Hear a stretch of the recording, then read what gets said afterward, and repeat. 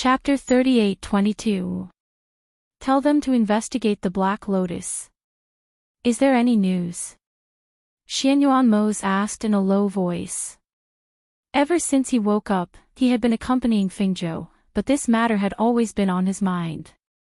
Back then, the Black Lotus Lord had cultivated the power of the Black Lotus and was extremely powerful.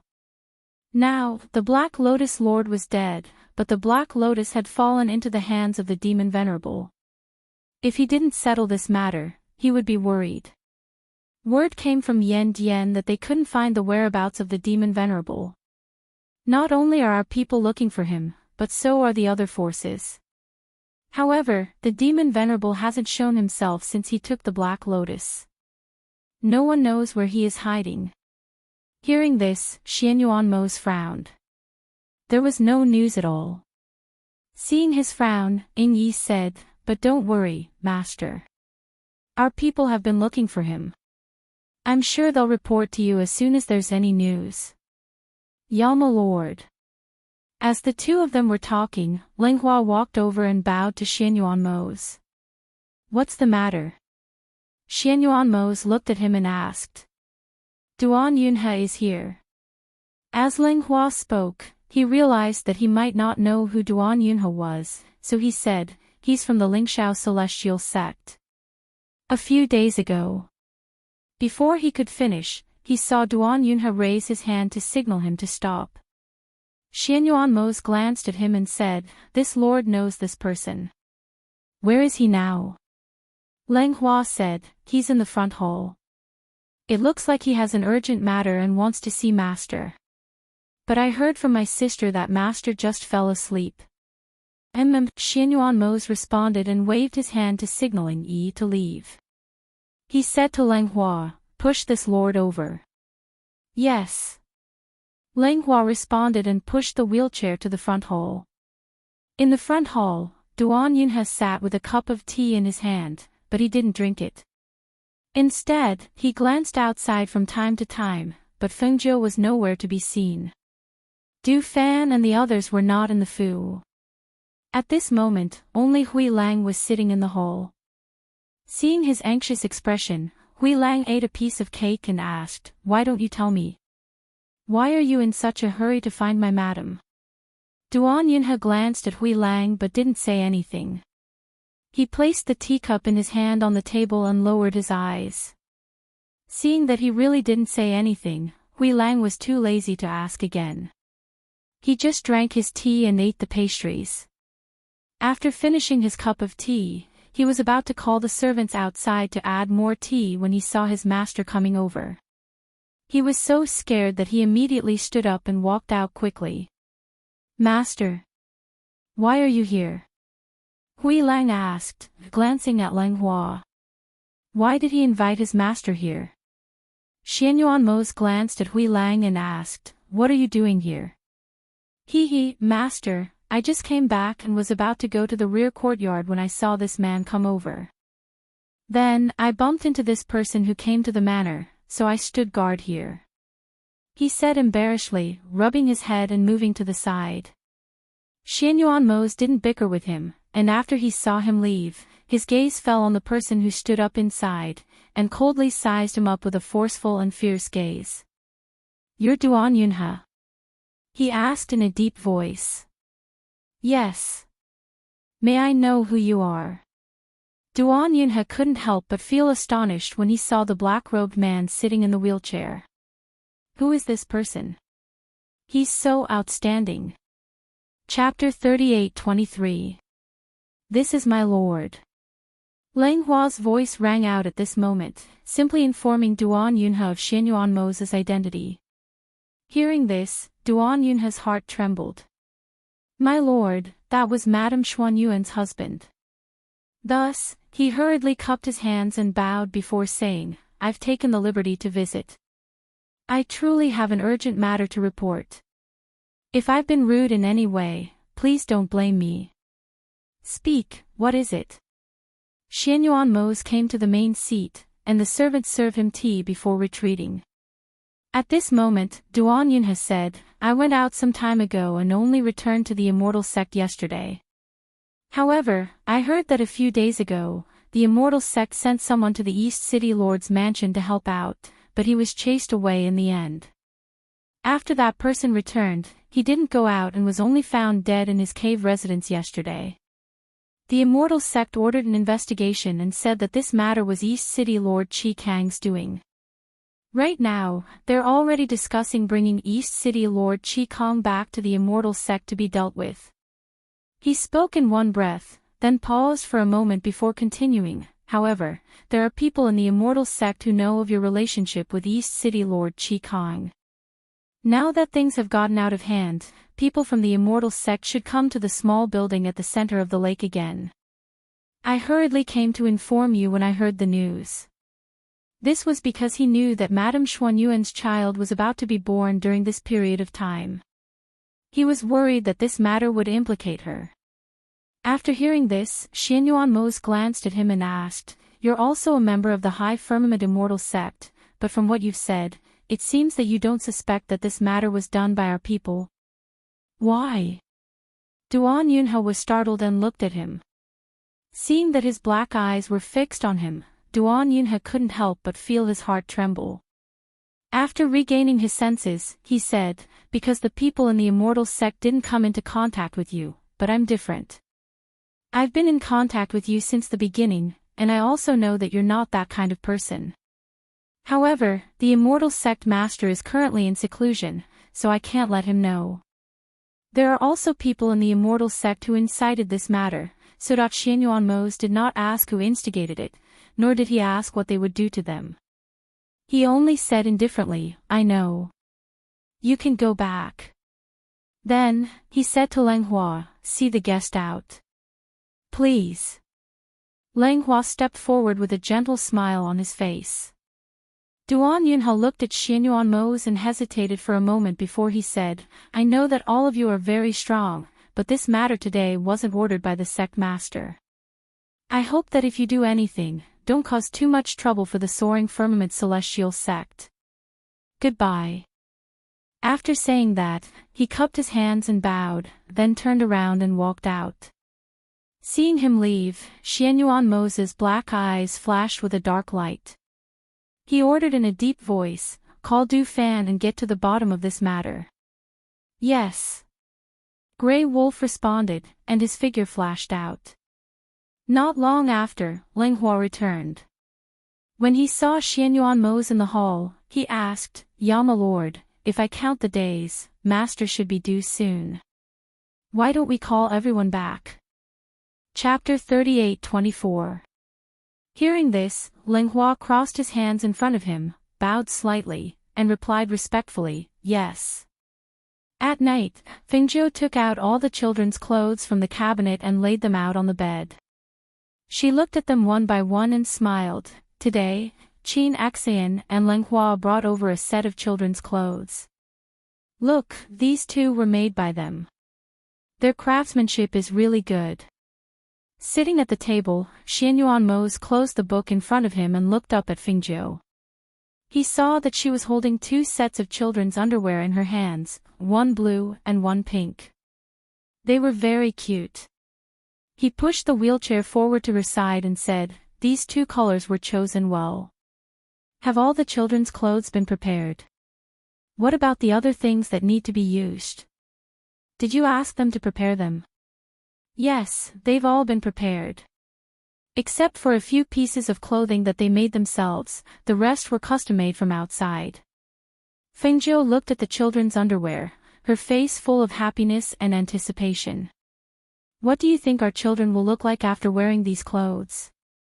When Xianyuan Mose heard this, he chuckled and said, "They'll still look the same. What else can they look like?" Fengjiu rolled her eyes at him. "Of course they'll be different. Look at this blue one.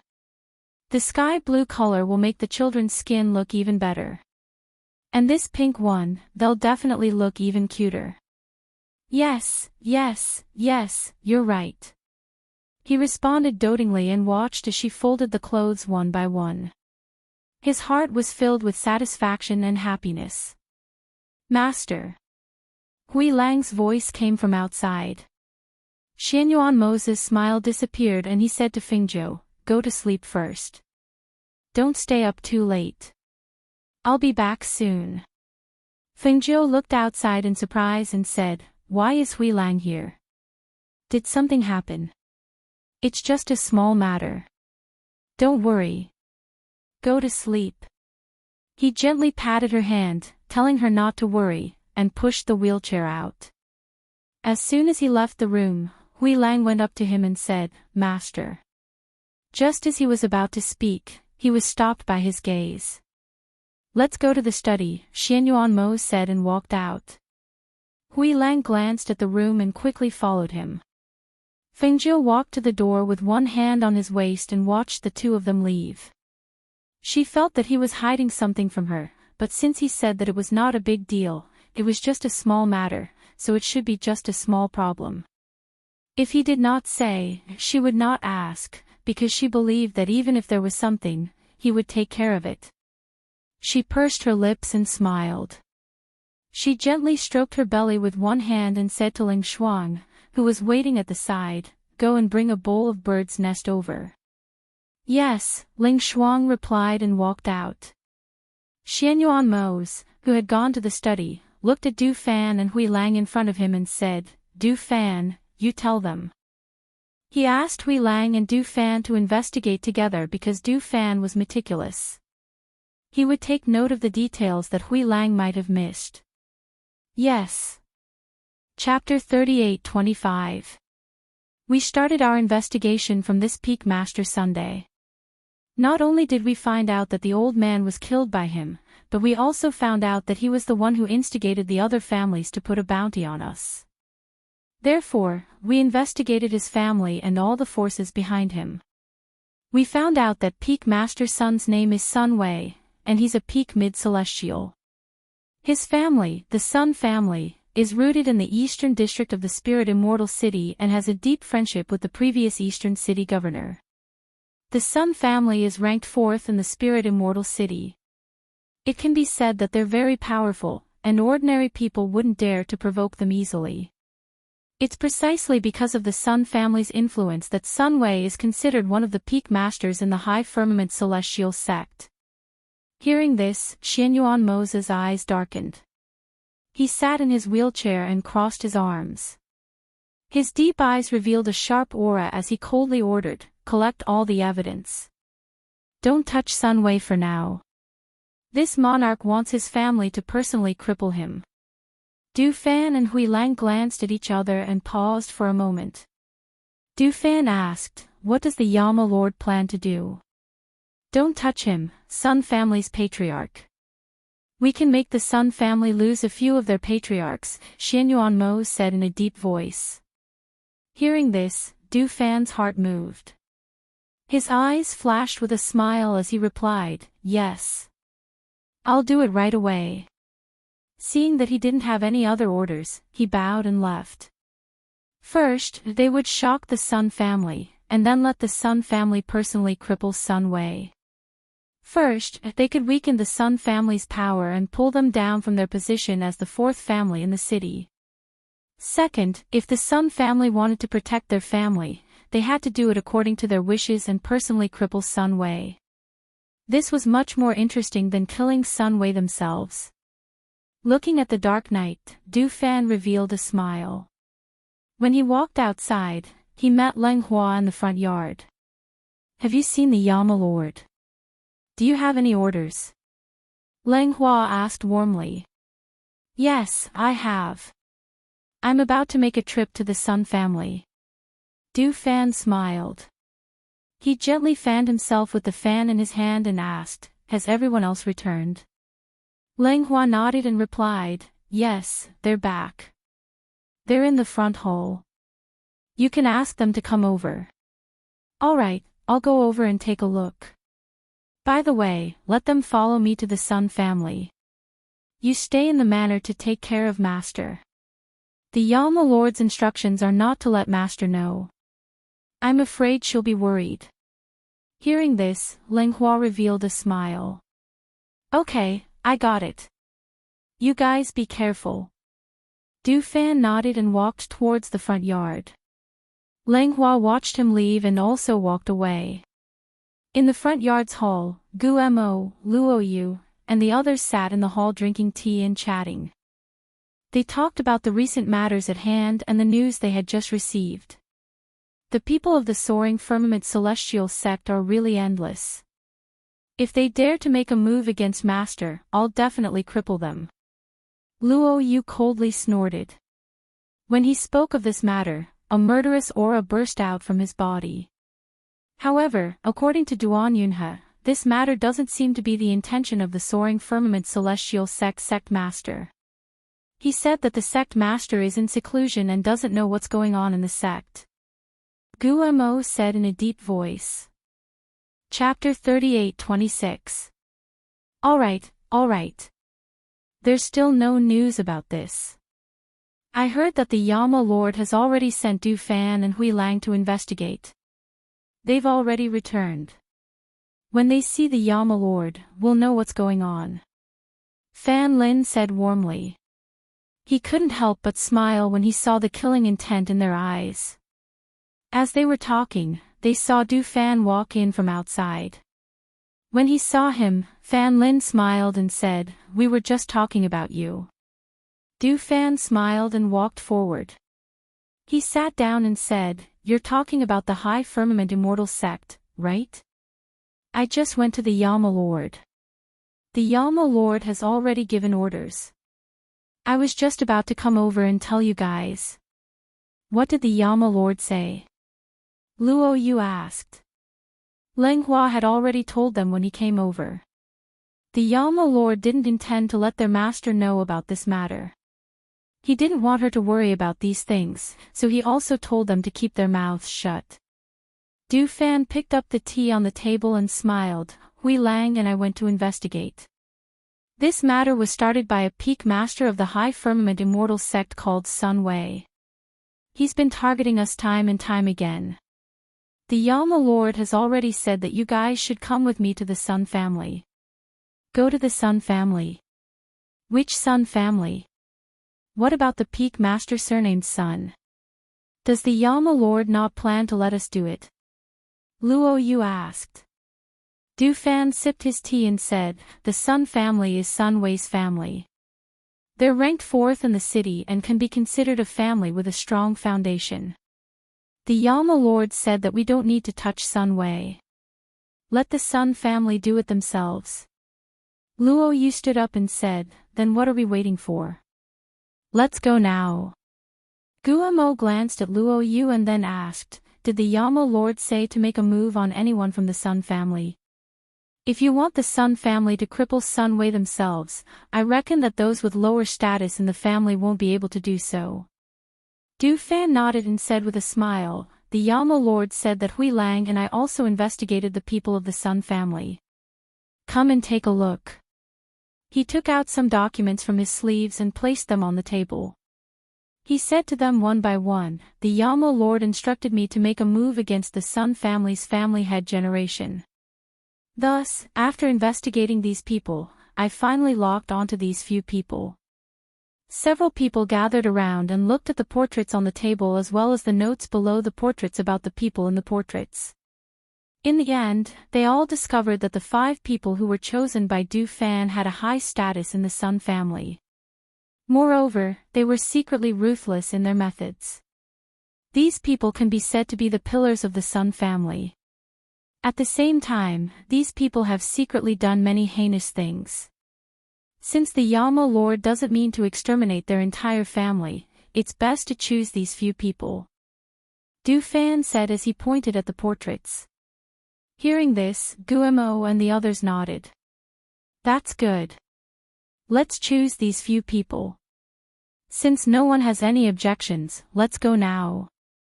Du Fan stood up with a smile and gently fanned himself with the fan in his hand. He glanced outside and said, "It's late at night and quiet. It's a good time to make a move. Just a few people will be enough, right? It'll be too obvious if we go together. Moreover, we still have to guard the manor." Gu Mo said as he looked at the people beside him. "Then you stay. I'm going anyway."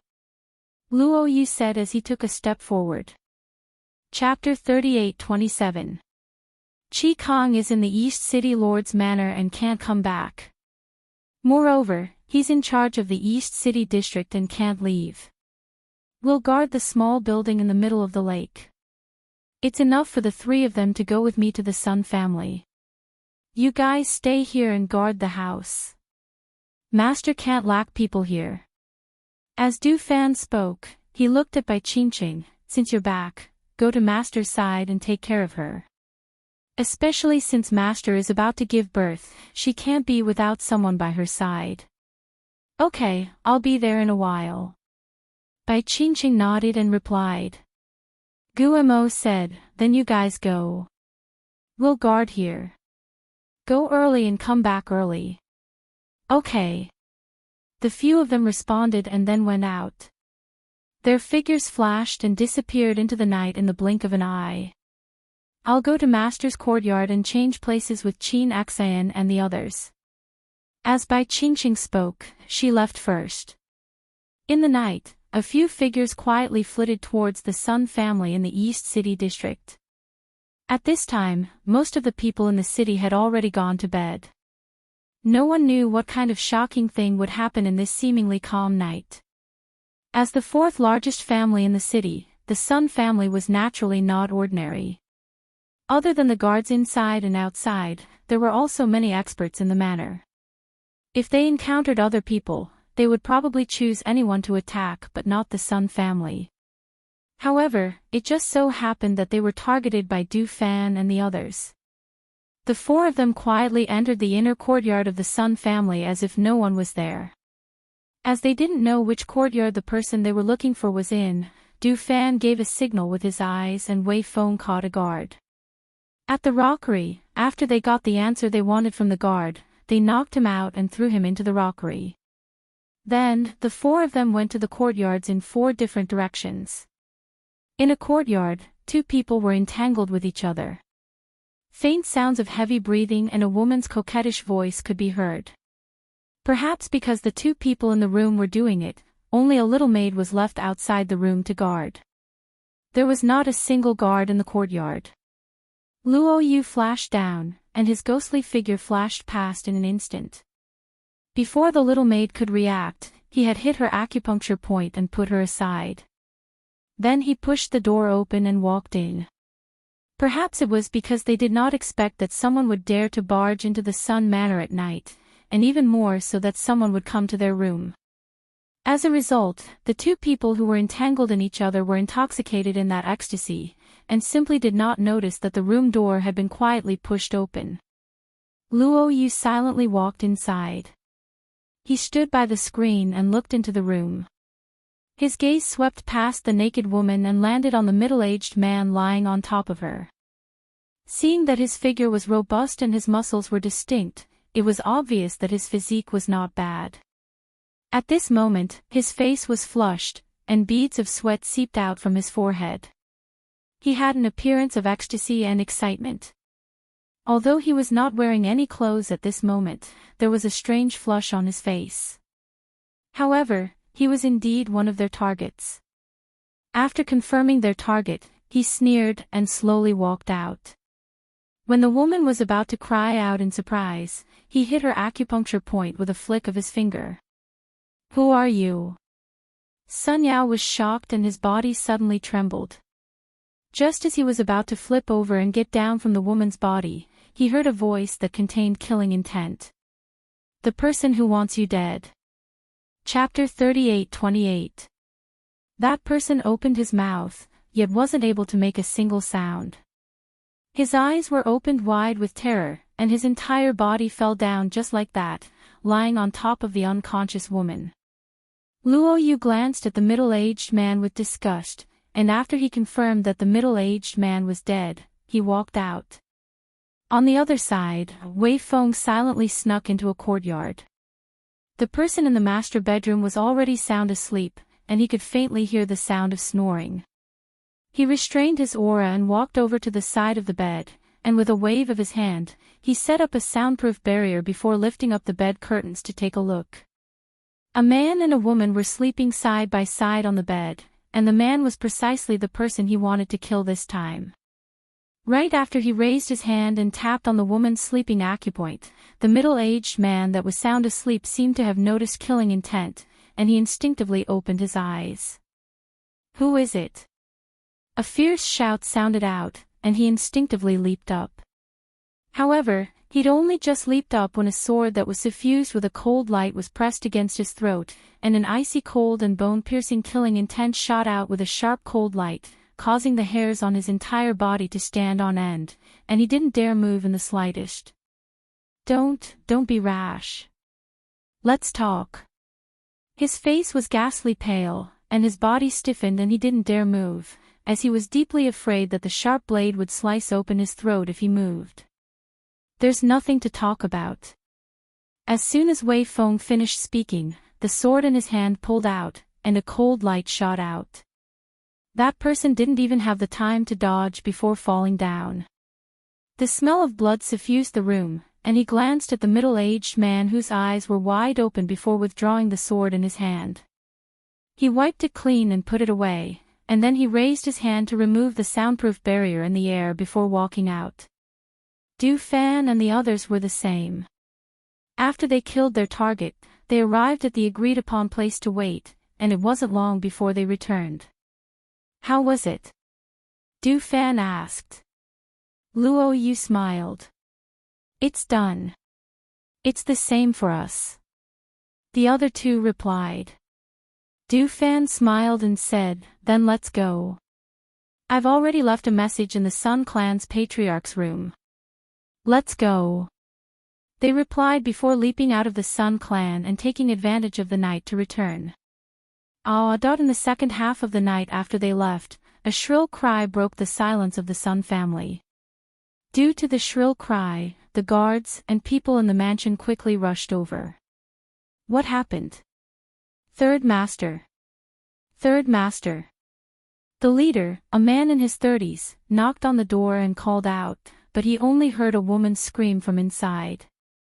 So, he gritted his teeth and rushed in, but after seeing the scene inside, he was a little dumbfounded.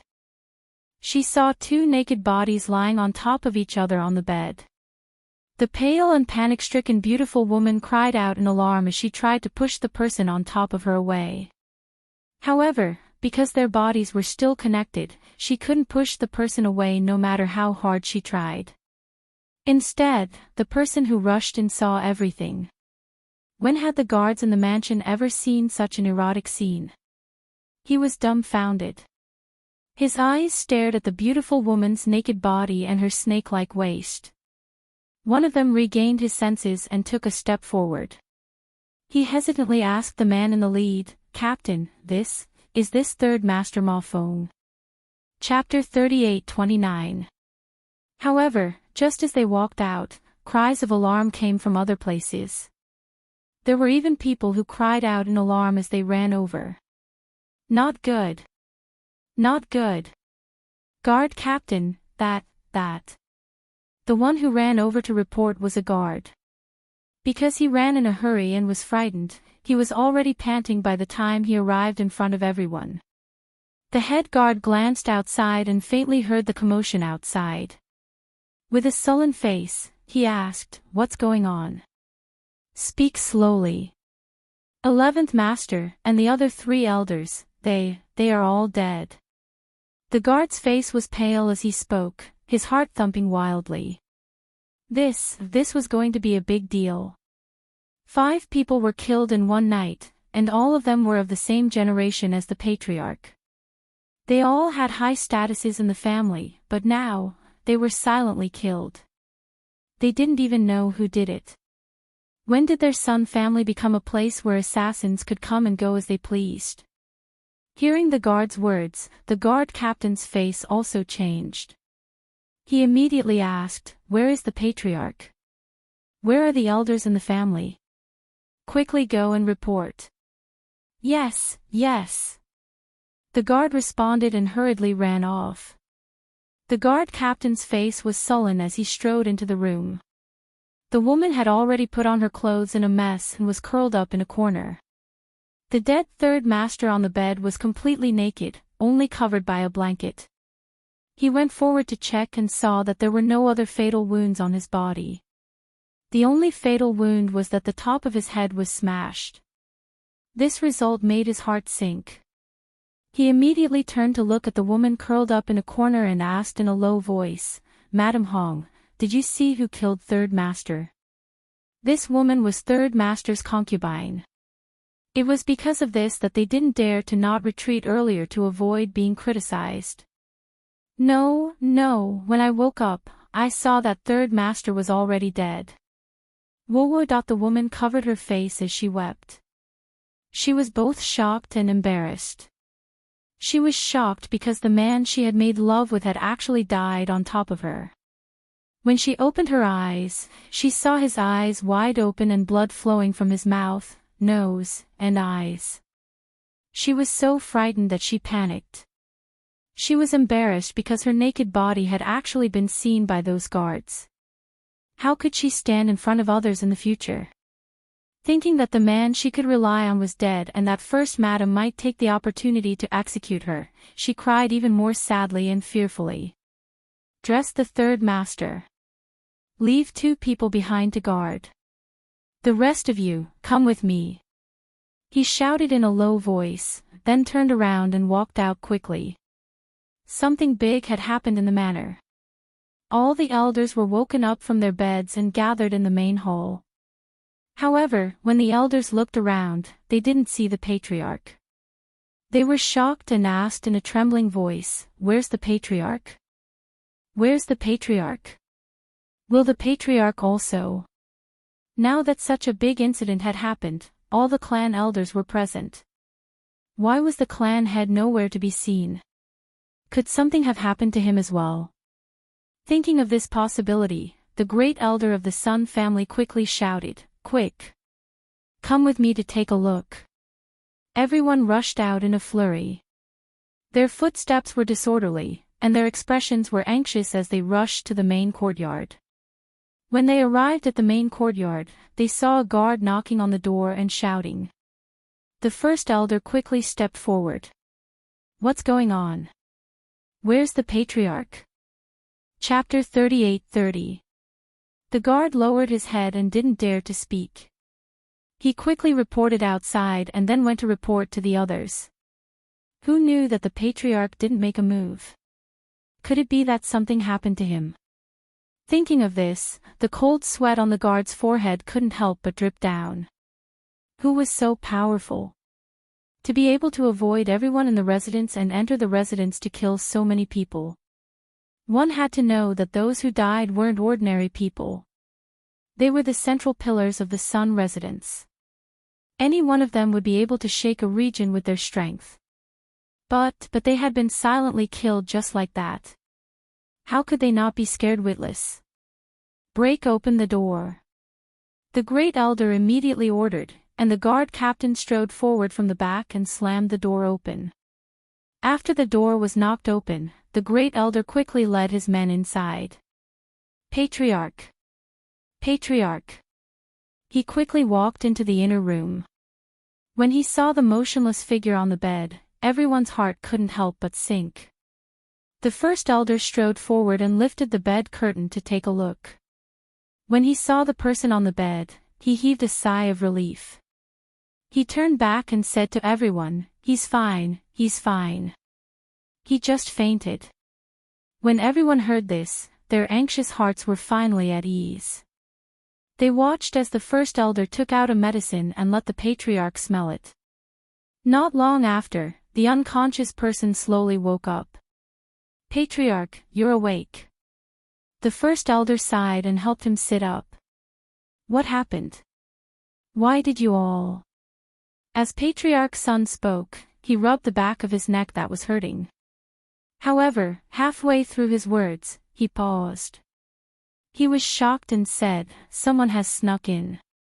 Sigh. The first elder sighed and said, "Not only did someone sneak in, but he also killed 5 people. Moreover, we don't know who sneaked in and killed them. We don't know why he's going against our Sun family." Just as he finished speaking, the guard captain shouted, "Patriarch, First Elder, there are words here." Everyone was stunned and quickly walked to the place that the guard mentioned. Under the light, they saw words written with a sword carved on the bedpost. The great elder stepped forward and read the words, "3 days later, if Sun Weirua is still alive, it will be the time when the Sun family will be wiped out." As soon as this was said, everyone was shocked. Sunway. Wasn't this seventh brother of the High Firmament Celestial sect? Could it be that 5 people died tonight because Sunway offended someone, so the other party came to seek revenge? The great elder's heart trembled when he saw those words. They actually made a move against the Sun family because of Sunway. 3 days later, if Sunway was still alive, would it be the time when the entire Sun family would be wiped out? These words were arrogant and ruthless. If it was any other time, they would at most laugh it off. However, these words were left behind after killing 5 people with extraordinary status and strength in their estate, so they had no choice but to take it to heart. The other party was telling them that it would be easy for them to wipe out the entire Sun clan. When he thought about how even the patriarch was knocked out and left behind these words, he knew this was not a small matter. Moreover, the person who made a move tonight was even more extraordinary. Those who were present were all old foxes who had seen the world. At this time, they also thought of this point. Therefore, their expressions were solemn, and no one took these words as a joke. After a moment of silence, they looked at the patriarch and first elder. Chapter 38-31. Seeing that everyone's eyes were on the two of them, Patriarch's son and the great elder looked at each other and asked in a deep voice, "Who are the 5 people who died?" Hearing this, the great elder said, "They are all in the front hall. Let's go. Let's go and discuss it together." Seeing this, Patriarch's son put on his outer robe and followed them out. Before leaving the room, he looked back. The words on the bedpost gave him a great shock. Did the other party leave him to deal with Sunway? Otherwise, why did he only knock him out and not kill him? Thinking of this, he walked to the front hall with a heavy heart with a taut face. When he arrived at the front hall and saw the 5 corpses placed side by side in the hall, Patriarch's son's expression changed. On the way here, someone had already told him who the 5 people were. However, when he saw the 5 corpses lying side by side on the ground, his face immediately turned pale. If the other party wanted to kill, there would not be 5 corpses here, but 6. He went forward to check and saw that the 5 people were all killed in one shot. The method was clean and neat. It was almost obvious that the 5 people of the Sun family did not even have the chance to resist before they died. He took a deep breath and suppressed the shock in his heart. He walked to the main seat and sat down. Then he looked at everyone and asked, "Who did Sun Wei offend recently? How did they find the Sun family? I haven't heard of it." "As far as I know, he has been in the immortal sect recently and hasn't left the mountain," a middle-aged man said. He also couldn't figure it out. Humph. Just because he hasn't left the mountain doesn't mean that he hasn't offended anyone. I think he has offended someone and doesn't dare to leave the mountain. An old man snorted with an ugly expression. He flicked his sleeve and said, "He offended someone and implicated his family. He really deserves to die." Among the people who died, one of them was his son. Now that he saw his son die so tragically, how could he not be resentful? An old man stroked his beard and said, "I think the other party is just bluffing. Our Sun family is a century-old family with a strong foundation. How can he destroy our entire family just because he wants to?" The old man glanced at him and said sarcastically, "That's because the one who died wasn't your son. There are so many people in the mansion, but no one knows how the other party managed to sneak in. Even the patriarch was knocked unconscious. Do you still think those people are ordinary people? Was it just a bluff? If it was just a bluff, then 5 people wouldn't have died in one night. Hearing this, the old man who was stroking his beard still wanted to say something, but when he saw everyone's gazes fall on him, he moved his lips but didn't say anything in the end. He only said, "No matter what, Patriarch should make the decision. No matter what the decision is, I have no objections." Sun family had pondered for a moment before saying, "I'll have to ask the ancestor about this." Then, he looked at the Great Elder and asked, "What do you think, Great Elder?" The Grand Elder nodded. "Yes, we have to ask the Patriarch. Since Sun Wei entered the High Heaven Celestial sect, he has contributed a lot to our clan. Moreover, he is not weak. Even if we really want to make a move on him, we have to ask the Patriarch to make a move." Patriarch Sun nodded, looked at the crowd, and asked, "Do you have any objections?" "We have no objections," everyone replied. Chapter 38-32. This matter was related to their lives. Even without the Patriarch's instructions, everyone knew that they should keep their mouths shut. Therefore, they all replied respectfully, "Patriarch, don't worry. We understand. Great Elder, come with me to ask the ancestor." Patriarch Sun said as he looked at the Great Elder. "Okay." The Great Elder nodded and followed him out.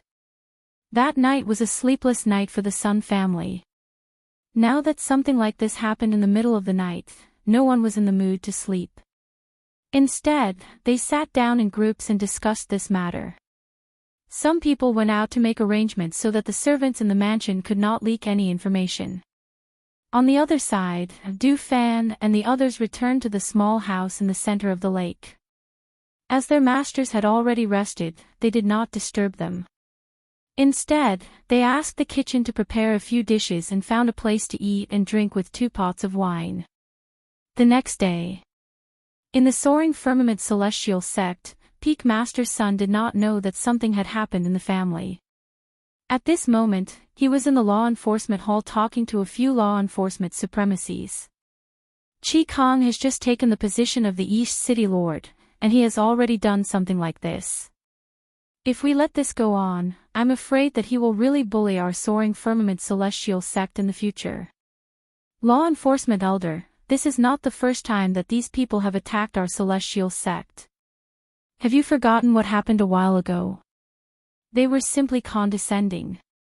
If we let this go on, how can our Soaring Firmament Celestial sect establish a foothold on this continent in the future? Hearing this, one of the law enforcement elders hesitated and said, "Before the sect leader went into seclusion, he told us not to do anything to those people.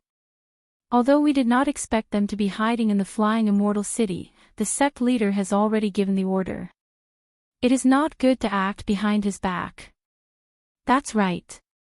We are from the Soaring Firmament Celestial sect.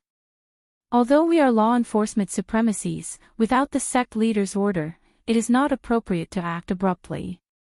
One of the law enforcement supremacies said in a deep voice. Hearing that they had changed their minds one by one, his face turned ugly. "Are we just going to let them go like this?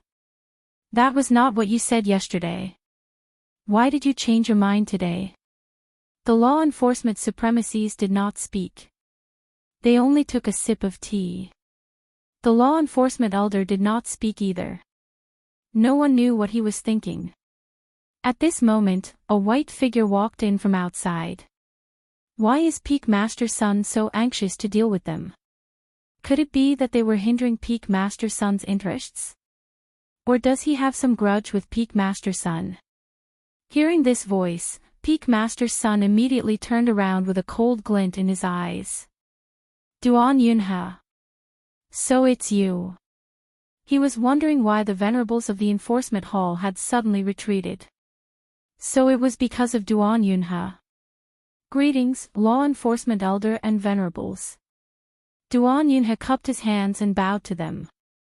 The group nodded and looked at the two before the enforcement elder said, "Let's put this matter aside for now.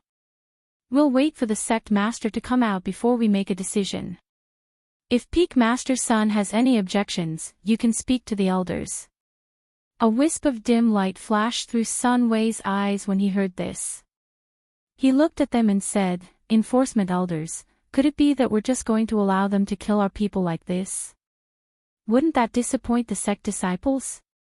There's no evidence to prove that they did it," Duan Yunhe said. Chapter 38-33. "Peak Master, the people from your clan have come," a disciple reported in a low voice. Peak Master's son was slightly surprised when he heard that, but he did not show it on his face. He only clasped his hands at the person from the disciplinary hall, then glanced at Duan Yunhe before turning to leave. Just as he was about to go to his residence, the disciple who had reported to him said, "Peak Master, the people from your clan haven't come in. They're waiting for you at the sect entrance." Peak Master's son frowned when he heard that. Only then did he walk towards the sect entrance. In the past, people would always come in. Why weren't they here this time? Why were they waiting at the sect entrance? When he arrived, he was even more surprised when he saw who it was: third elder, second uncle. "Why are you here?" When the two of them saw him, their eyes flashed. The third elder said, "The ancestor wants you to come back with us." "Has something happened in the clan?" he asked sharply. He felt that if it wasn't for the clan, the two of them would not have come to find him personally. Could it be that something very serious had happened? That's right. Something has happened in the clan, and it's very serious, the third elder said with a serious expression. He looked at him and said, "Even the ancestor has been alerted. That's why he wants you to go back." Hearing that, he nodded and said, "All right, then tell this disciple what to do." With that, he said a few words to a disciple behind him before leaving with them. After the disciple watched him leave, he went back inside to report to the elder. On the other side, Xianyuan Mose was strolling around the residence with Fingzhou. He did not tell Fingzhou about what had happened, and Fingzhou did not ask about it either. The days passed peacefully and comfortably. After walking around, Fingzhou sat down under a tree. He looked at Xianyuan Mose and asked with a smile, "Why have they all come back?" Xianyuan Mose's expression remained the same. He glanced at Bai Qingqing and Ling Shuang, who were not far away, and said, "We've finished dealing with the matters at hand. There's nothing important, so we've come back." As he spoke, he looked at her and asked, "Didn't you say you wanted to eat lotus leaf chicken before going to bed last night?" "I asked Ling Shuang to tell the kitchen staff to prepare it today. It should be ready now. Why don't we eat here?" "Sure." Fengzhou smiled. Sitting on the stone table under the tree, a cool breeze brushed against one's face. The scenery was pleasant. Eating here would probably improve one's appetite. "Ling Shuang, bring the dishes here," Xianyuan Mose called out to Ling Shuang, who was not far away. "Understood," Ling Shuang replied. Just as he was about to leave, Bai Qingqing said, "I'll go. You just stay here and keep watch." Hearing this, Ling Shuang nodded and asked her to go to the kitchen to bring the food while he stayed where he was. Not long after, Bai Qingqing came back with the food, followed by two servant girls who also carried the food. They placed the food on the table and then left. After Fengzhou and Xianyuan Mose washed their hands, they opened the lotus leaf chicken. As soon as the lotus leaf was opened, the fragrance of lotus assailed their nostrils. Just as Fengzhou was about to eat, Xianyuan Mose stopped him. Seeing Fengzhou looking at him, Xianyuan Mose's lips curled up slightly. "I'll do it." As he spoke, he used a small knife and chopsticks to cut the chicken into small pieces and placed them in her bowl. Fengzhou saw this and smiled. She used her chopsticks to pick up a piece and brought it to his mouth. "Eat it while it's hot." Xianyuan Mose opened his mouth and ate it. Fengzhou smiled and picked up a piece to eat. Chapter 38-34. The members of the Sun family all had solemn expressions. After the incident last night, no one was allowed to go out because they were worried that someone would accidentally leak the news. Therefore, other than the two people who went to the Lingxiao celestial sect to bring Sun Wei back with the Patriarch's token, no one else stepped out of the Sun family's gate. At this moment, in the ancestral hall of the Sun family, Sun Wei, who was tied up by the immortal binding rope, was forced to kneel on the ground. He struggled with a face full of disbelief. "What are you doing? What are you doing?" He thought that something had happened in the family, but who knew that when he returned to the family, he was tied up and his spiritual power was completely lost under the effect of the immortal binding rope. He didn't even know what was going on. Why did the people in the family treat him like this? Standing on both sides of the ancestral hall were the elders of the clan as well as the pillars of the clan. Seeing them all staring at him with serious expressions, his heart couldn't help but sink. He faintly had a bad premonition. "The Patriarch is here." A loud shout came from outside. Everyone looked outside and saw the Patriarch of the Sun family walking in with a black wooden cane in his hand. Behind him were the Patriarch and the Great Elder. "Patriarch, Sun Wei greets the Patriarch." Seeing the Patriarch of the Sun family, Sun Wei immediately wanted to bow. However, because he was tied up, he couldn't bow with his hands. He could only bow and lower his head. "Patriarch, what crime did I commit? Why am I being treated like this when I return to the family?" Sun Wei suppressed the anger and injustice in his heart and asked. He didn't think that he had done anything to let down the family. In fact, when he heard that something had happened to the family, he rushed back without saying a word. But who knew that what was waiting for him when he returned was actually such a force? The Patriarch of the Sun family walked to the front and stood upright. He held his cane with both hands and looked at Sun Wei who was kneeling in front of him. He said, "What is the seventh rule of the Sun family? Recite it for me." The seventh rule of the Sun family. Sun Wei was stunned and looked at the Patriarch who had a sullen face. "That's right, the seventh rule," the Patriarch replied and looked at Sun Wei expressionlessly. "The seventh rule of the Sun family. If you make enemies outside, you must not bring disaster to the family." He muttered, but when he said this, he couldn't help but be stunned. His heart suddenly trembled.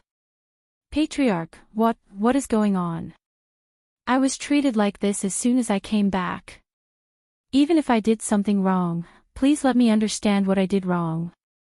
"Great Elder, why don't you tell him why he is being treated like this, and why he is kneeling here?" The Patriarch of the Sun family's Patriarch's voice, but the Patriarch of the Sun family, the Patriarch of the Sun family.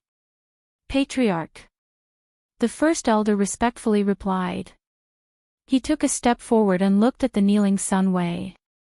He said, "You've made enemies outside, but you've implicated the family. Last night, 5 people from the Sun family died, and they weren't ordinary members of the Sun family. They were 5 people of the same generation as you." When he heard this, he was dumbfounded for a moment. 5 people died in one night. Killed. Chapter 38-35. Hearing these words and looking at the formation of the crowd, he felt his vision darken and he almost fainted. So they captured him and wanted him dead because of this. Ancestor. We don't even know who they are.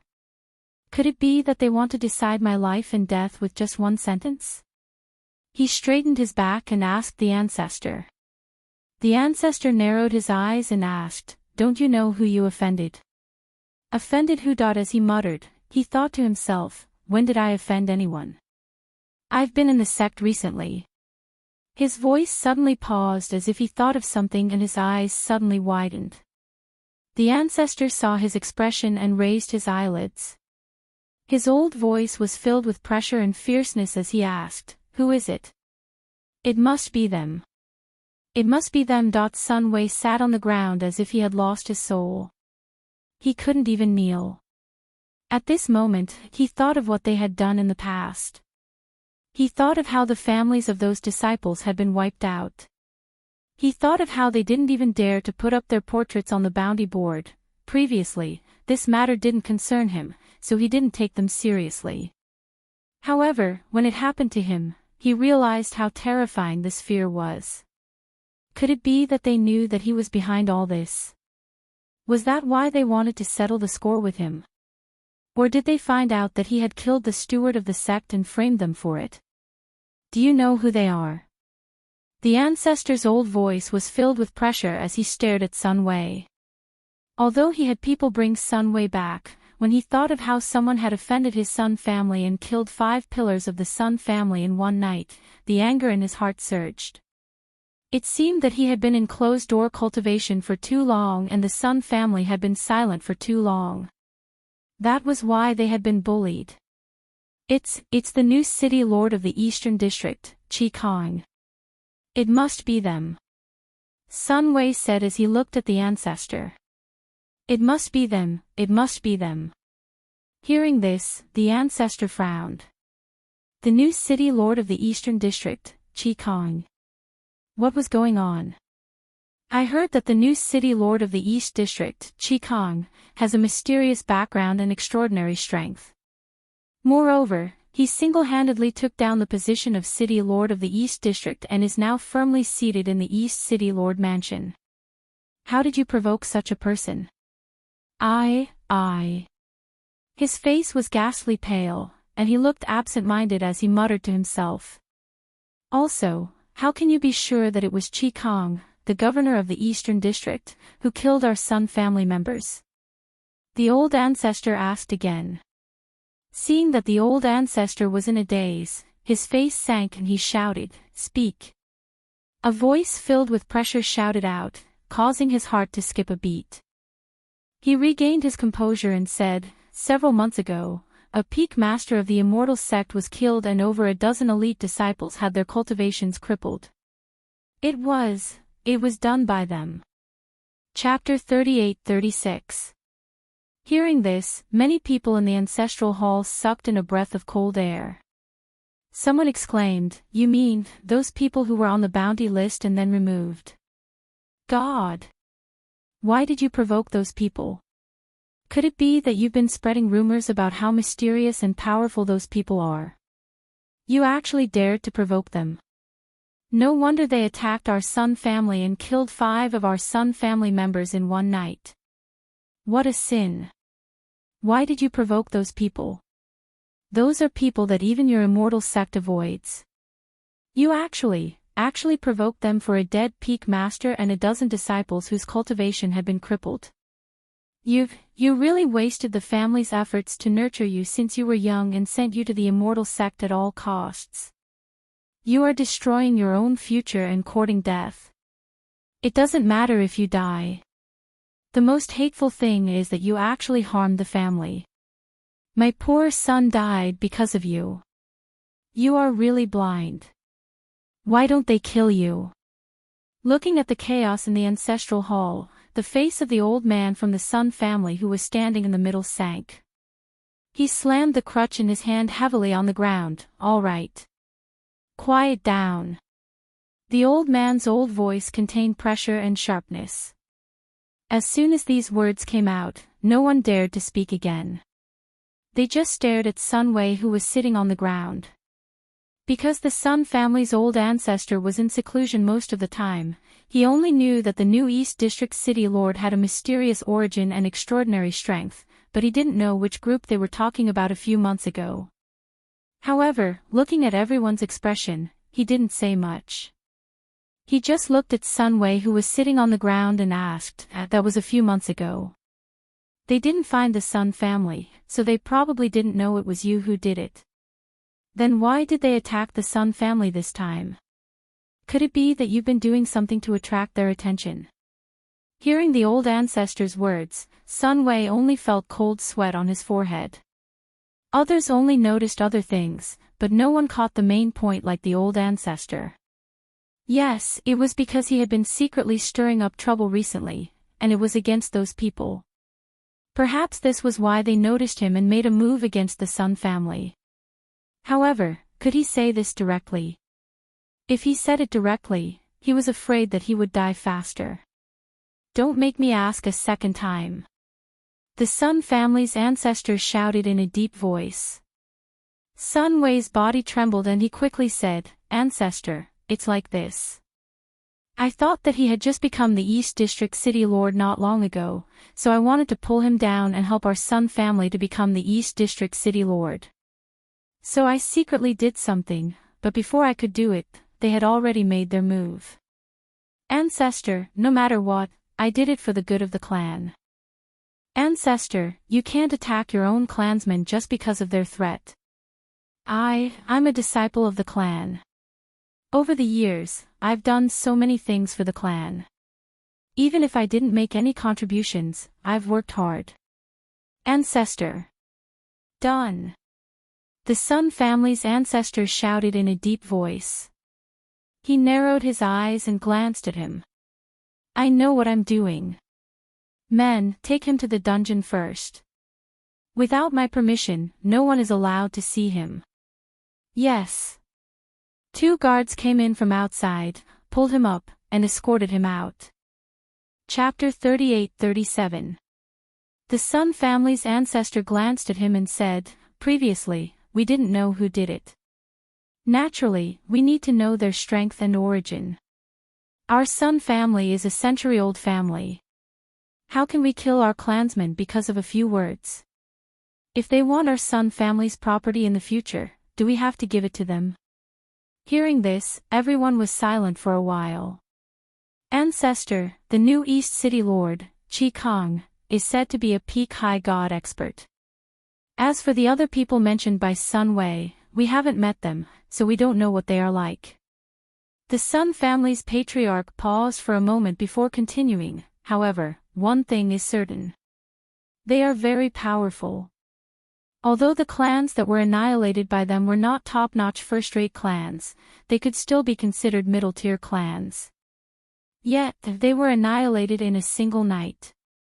From this, it can be seen that these people are not simple. The Sun family's ancestor held the black wooden cane in his hand and said, "If that's the case, then we really have to meet them. Let's see how strong they are." As soon as he finished speaking, the pressure on his body spread out. It was only when everyone in the ancestral hall felt the powerful pressure that they remembered this. Their ancestor was also a peak high god expert. Moreover, he had been a peak high god expert for a long time. Even if the East City Lord, Chi Kong, was a peak high god expert, it was estimated that he had just advanced. How could he compare with their ancestor? Thinking of this, everyone's hearts calmed down.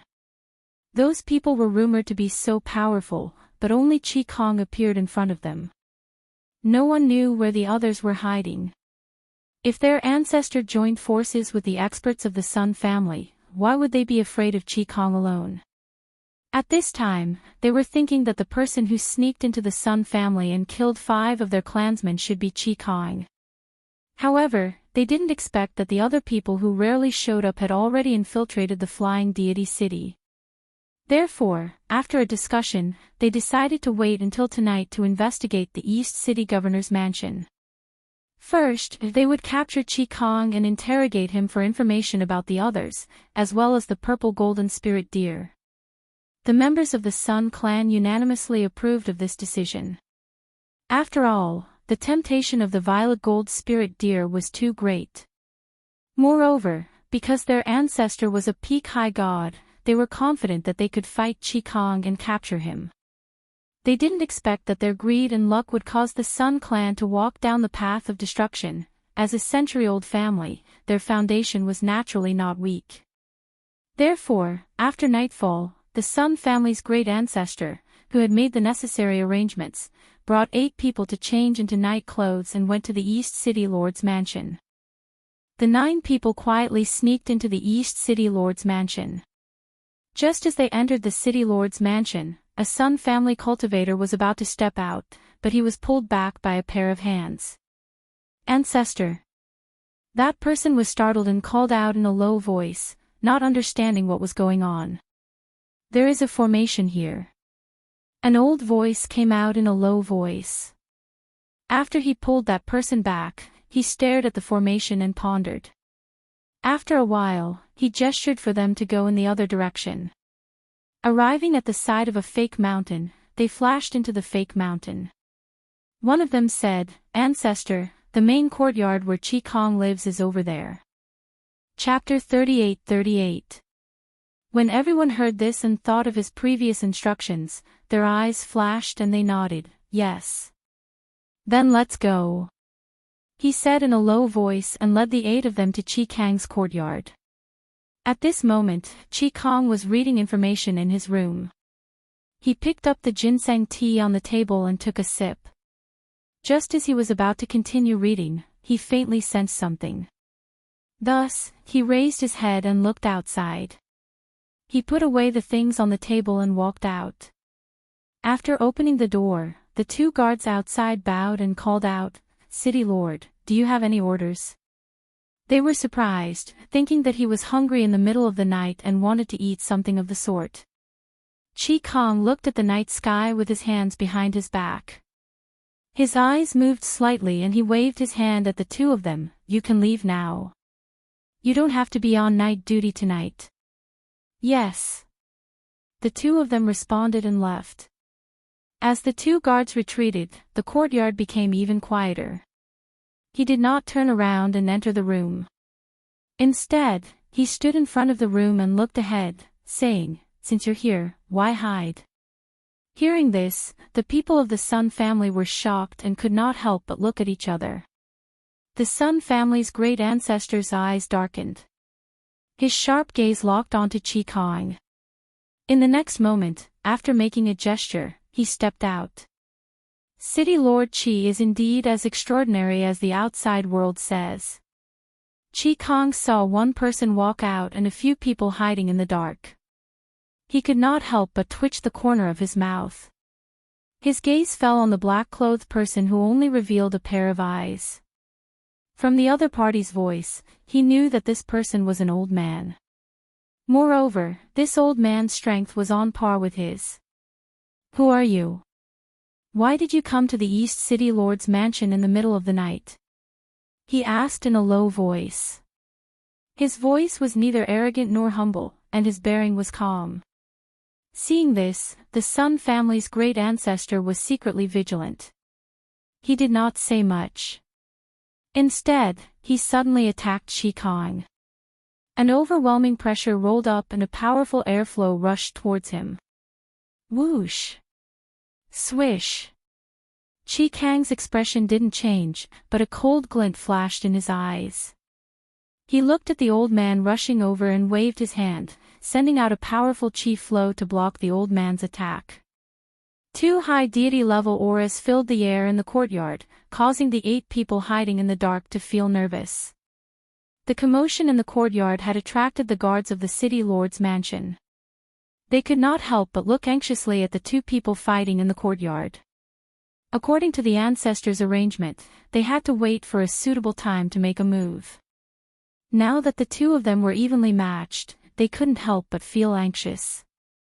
They were afraid that if they were exposed, tonight's matter would push their Sun family to eternal damnation. Phew! Rumble! Bang! The 2 of them exchanged blows, and their fierce attacks destroyed more than half of the things in the courtyard. A stream of air fiercely shot out. Chi Kong dodged, and the attack landed on the wall. In an instant, the wall emitted a loud bang, followed by cracking sounds. Cracks appeared on the wall, and it collapsed with a rumble. City Lord. Chapter 38-39. The guards had to retreat and could only watch the battle from afar. At this time, they did not notice that there were 8 men in black hiding in the dark, waiting for an opportunity to strike. Whoosh whoosh. Bang! Bang bang. The 2 people in the courtyard became more and more excited as they fought. The powerful airflow not only attracted the guards in the East City Lord Mansion, but also alarmed the people outside the mansion. In the eastern part of the city, the ancestors of some powerful families felt the pressure and the surging of the airflow. They were secretly shocked. They flew up into the sky and stood on the roofs of their families to look into the distance. When they saw that the movement was caused by the city lord's mansion, they were even more surprised. The strength of the East City Lord, Chi Kong, was at the peak of the high deity stage. With such strength and cultivation, who would dare to provoke him? In the East City Lord mansion, Chi Kong was secretly calculating while fighting with the other party. Seeing that the other party's aura was slightly chaotic and there was a sense of urgency in his moves, he had an idea and decided to beat the other party at his own game. Thus, he exchanged a few more blows with the old man. When the old man swung his palm at him, it was as if he couldn't react in time and was struck by the old man's palm. In reality, his body was controlling the power of the palm. When the old man's palm struck him, he retreated and restrained the power of the palm, but as if he couldn't fight against the old man, he staggered backwards. It was at this moment that he heard the old man immediately shout out, "Stop! Immortal binding net! Immortal binding net!" He was slightly surprised when he saw 8 black-clothed men around him. They seemed to have something in their hands that they threw at him. He wanted to avoid it, but after thinking about it, he endured it. A silver net covered him. The 8 men quickly turned around and tied him up. When his body touched the net, the spiritual aura on his body dissipated. Then, he was hit hard on the back of his neck. The 8 men quickly carried him and rushed into the night. The old man was at the back. When he saw that the guards were about to catch up, he clapped his hands with spiritual aura. An airflow attacked and repelled them a few meters away. Lord! When the city guards raised their heads again, they could no longer see their castellan and the black-clothed men. No one knew that many of the captains of the 8 Phoenix Guards had witnessed the entire scene from the shadows. When he saw Chi Kong being taken away by those people, he restrained his aura and followed them silently. Meanwhile, in the small house at the center of the lake, Du Fan and the others were drinking wine and eating small dishes. After waiting for a long time and not returning, Du Fan glanced at the night sky and said, "There are so many people here. Didn't you say you were going to call Chi Kong back for a few drinks? Why was he gone for so long? Don't tell me he was left behind." He was probably asked by Chi Kong to stay and help with the city lord's mansion. Luo Yu grinned and drank a cup of wine. He looked at Fan Lin and said, "Fan Lin, Mistress is going to give birth soon, right? Have you prepared the things Mistress needs to give birth? This is Master's first child, and she's pregnant with twins. You have to be careful." Fan Lin ate the dishes and listened to Luo Yu's words. He said, "Don't worry. We've prepared for so long, so it will be foolproof. Moreover, Qin Axayan has been learning medical skills from me for so long, and she also learned some techniques from the midwife. There will be no problems. When the little masters are born, we'll be busy." Du Fan smiled and said, "When the time comes, we'll teach them all our skills." Chapter 38-40. They chatted and laughed. After waiting for a long time, they still didn't see Chi Kong return. At this moment, Leng Hua walked in from outside. Something happened at the East City Lord's residence. As Leng Hua spoke, he looked at them. "Our subordinates just reported that someone entered the East City Lord's residence at night, fought with Chi Kong, and then captured him." "Ah! Chi Kong was captured. Is that true?" When they heard this, their faces were immediately filled with astonishment.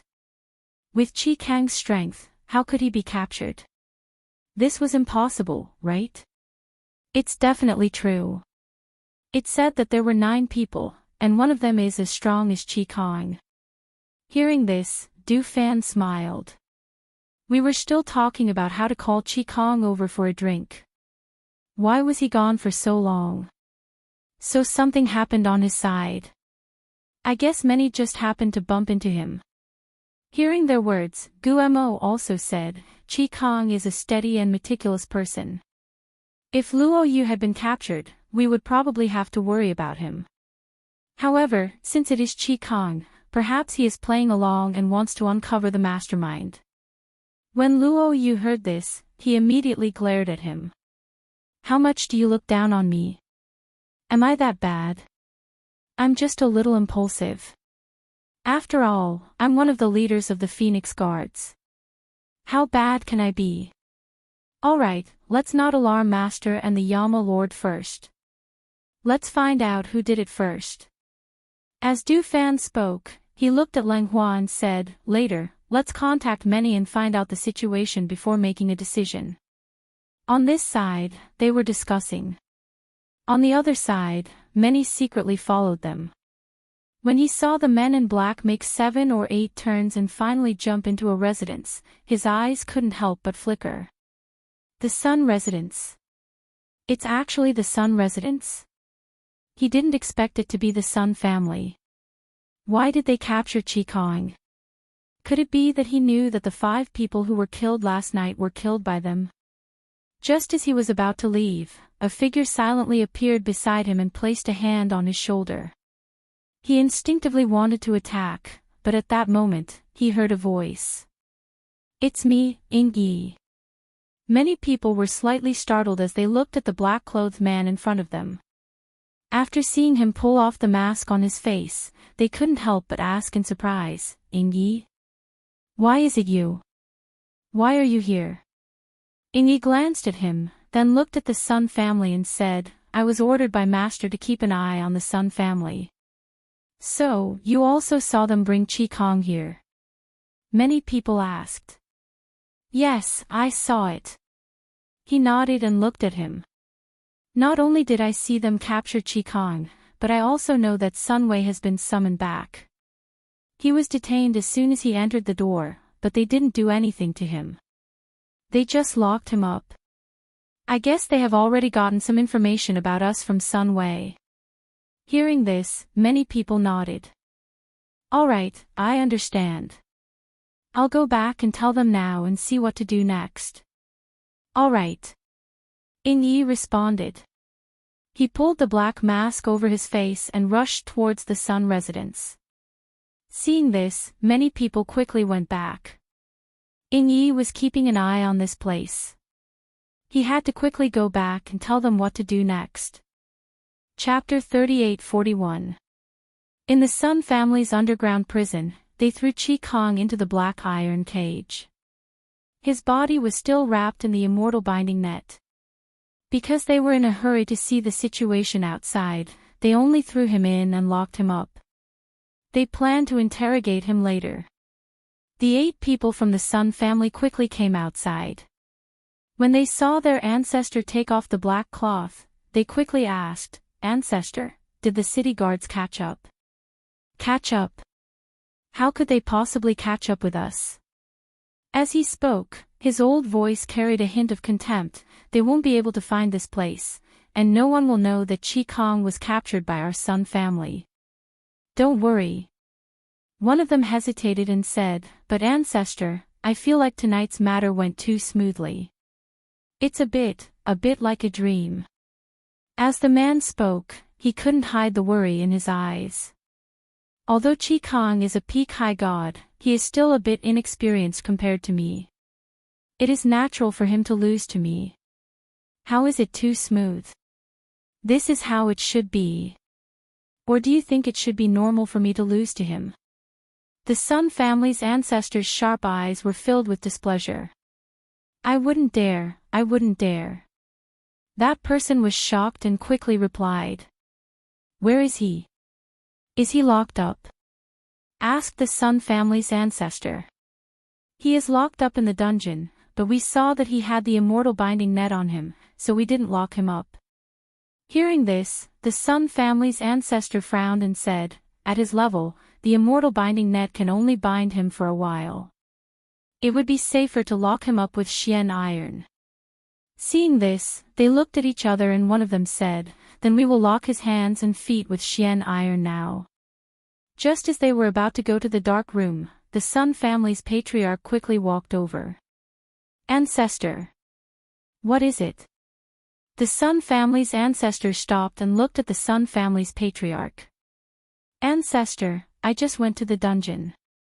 Sun Wei told me that the people with the East City Lord live in the small building at the center of the lake.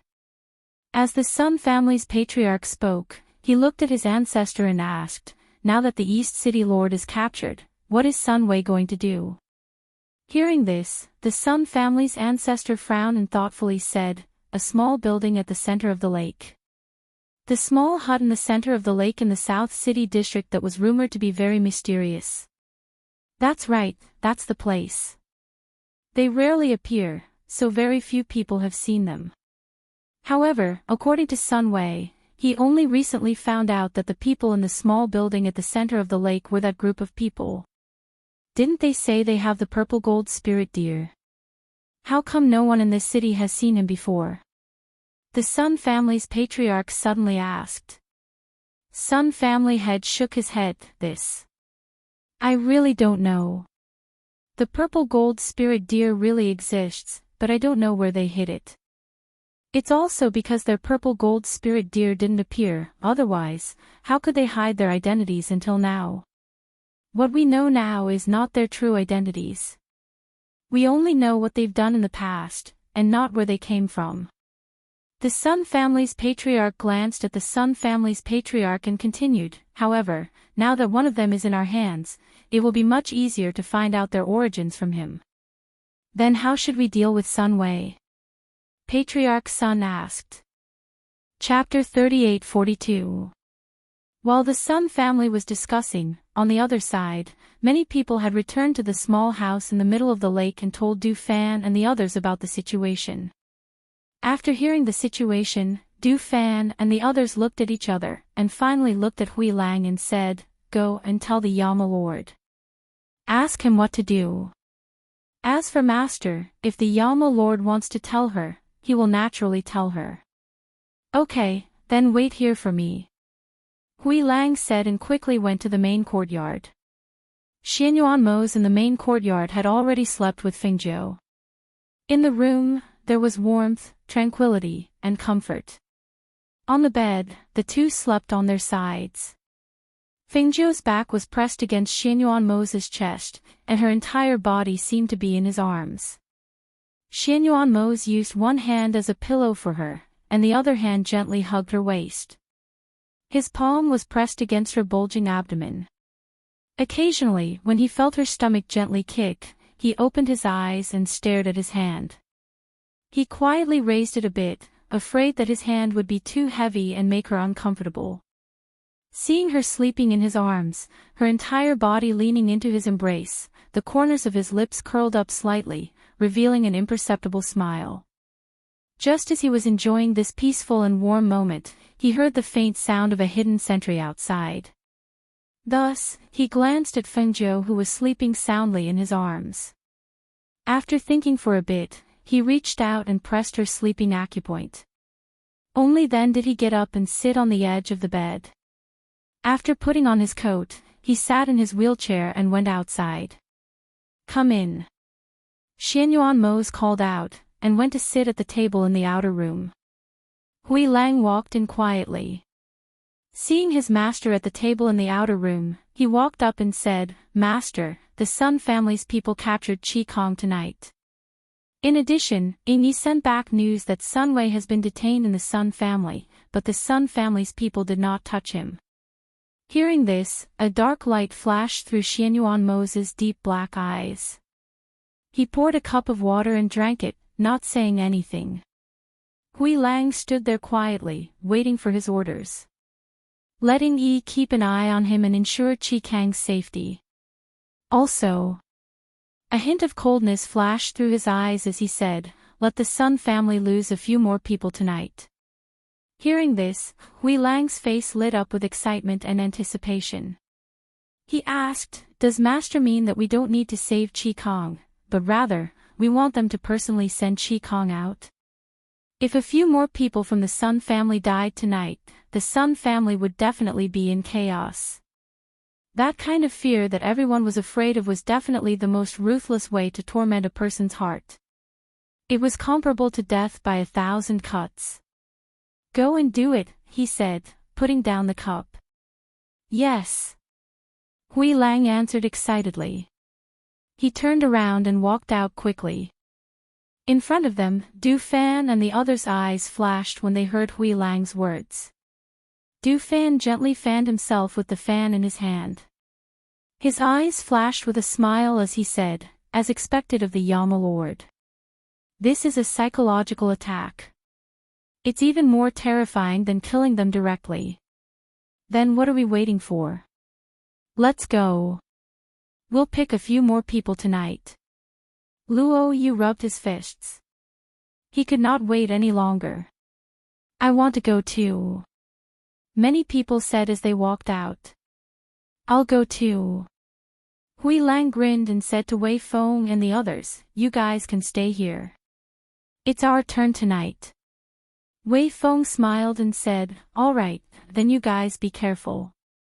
You guys stay at home and guard well. Guamo looked at Lang Hua and the others and said, yes, you guys be careful. Chapter 38-43. At the same time, the people from the Sun family came to the secret room. Because they didn't let the other party know their identities, they came in with black scarves covering their faces. However, what they didn't expect was that the person who had been knocked unconscious had already woken up. Some of the people following behind couldn't help but pull at the black scarves on their faces, afraid that their faces would be seen. The Sun family's ancestor, who was walking in front, stood in front of the mysterious iron prison with his hands behind his back. He looked at the tall figure sitting in the corner and his eyes couldn't help but flash. The East City Lord is so bold. You can still be so calm even in my place. Aren't you afraid that I'll kill you? The old voice was filled with pressure and killing intent. Although the person was old, his voice was full of energy. Qi Kong, who was sitting in the corner, looked at the old man and sneered, what's there to be afraid of? Presumptuous. The old man shouted angrily. He flicked his sleeve and a gust of wind came out of his sleeve and swept toward Qi Kong. Qi Kong only felt a gust of wind hit him and his face was slapped hard. Half of his face was in pain and a trace of blood flowed out from the corner of his mouth. He spat out a mouthful of blood on the ground. His sharp eyes were cold and his deep voice contained bloodthirsty killing intent. I, Qi Kong, will remember this slap. It was just a simple sentence, but it inexplicably made the hearts of the people behind the Sun family's ancestor tremble. They faintly felt a sense of fear. They looked at Qi Kong, who was sitting against the wall without the slightest fear. Instead, he dared to threaten them. This boldness, this power, this temperament already made them feel some regret in their hearts. If they had directly killed Sun Wei and didn't investigate who did this, would it have been better for their family? However, there was no turning back. Even if they felt a trace of regret in their hearts, there was no turning back. The Sun family's ancestor's heart was surging with anger. His hands behind his back were already tightly clenched into fists. If it was someone else, how could they still be so calm and composed? However, even though he was in the dungeon and was threatened by his words, he still didn't show a trace of fear or panic. Instead, he revealed a sense of confidence and contempt. For some reason, it made him feel as if this profound iron prison could not hold him. This made him feel anxious. Handcuff him. Use torture. The old voice was filled with ruthlessness. He stared at the person sitting against the wall. He did not believe that there was someone who was not afraid of death. Hearing this, the people behind him couldn't help but look at each other. They were a little hesitant, so they didn't go forward. Instead, they said, Ancestor, it's already late. Why don't we lock him up until tomorrow? When the Sun family's patriarch heard this, he also said, dealing with such a stubborn person, he won't be able to open his mouth for a while. Why don't old Ancestor go and rest? We'll have plenty of time to deal with him tomorrow. When the Sun family's ancestor heard this, he stared at Qi Kong with a vicious gaze and said, I want to see how hard his bones are. Cuff him up. Didn't you hear me? He shouted sternly. Everyone looked at each other and then at the Sun family's patriarch. When the Sun family's patriarch saw this, he gave them a look and told them to cuff him up. However, just as they were about to step out, someone rushed in from outside. Chapter 38:44. Hearing this, the Sun family's patriarch and the others' expressions changed. What happened? How did it catch fire? I don't know what happened, but it suddenly caught fire. I've already asked the people in the residence to put out the fire, the person said anxiously. Do you think I'm so easy to catch? Chi Kong, who was sitting in the corner, looked at them. In the dim light of the dungeon, his eyes were unfathomable. He looked at the Sun family's patriarch and sneered. It's a pity that the Sun family has such a patriarch with no foresight. The decline of the family is just around the corner. If the Sun family's patriarch and the others were shocked when they heard that there was a fire outside, then when they heard this, it could be said that a wave of fear rose from the soles of their feet and rushed to their hearts. It rushed to the top of their heads, causing their vision to darken. How do you know we're from the Sun family? That a masked man asked in a trembling voice. As soon as he asked this, the Sun family's patriarch's blade-like gaze swept over him. He was so scared that he didn't dare to speak again. The High Firmament Celestial Sect Sun Peak Master, Sun Wei, is from the Sun family. Recently, they have been secretly stirring up trouble, and 5 people from the Sun family have died. In the entire Spirit Celestial City, besides the Sun family, who dares to enter the East City Lord's residence at night? Chi Kong looked at them and said, I didn't expect it to be the Sun family. After all, I gave you a way out. I didn't expect you to walk down the path of death. It's a pity. The Sun family's patriarch's lips trembled and he asked, This fire was set by your people. Chi Kong didn't speak and just sat there quietly. The Sun family's patriarch gloomily stared at Chi Kong for a while, then he flicked his sleeves and turned to walk out. Watch him. With that, he strode out. The Sun family's patriarch and the others looked at each other and quickly left. They told the guards to stay behind and rushed to the place where the fire was. With the help of the fire, it could be said that most of the Sun family's residence was lit up in the night. However, the people were also in a mess. Cries of surprise and the sound of people running to put out the fire could be heard from time to time.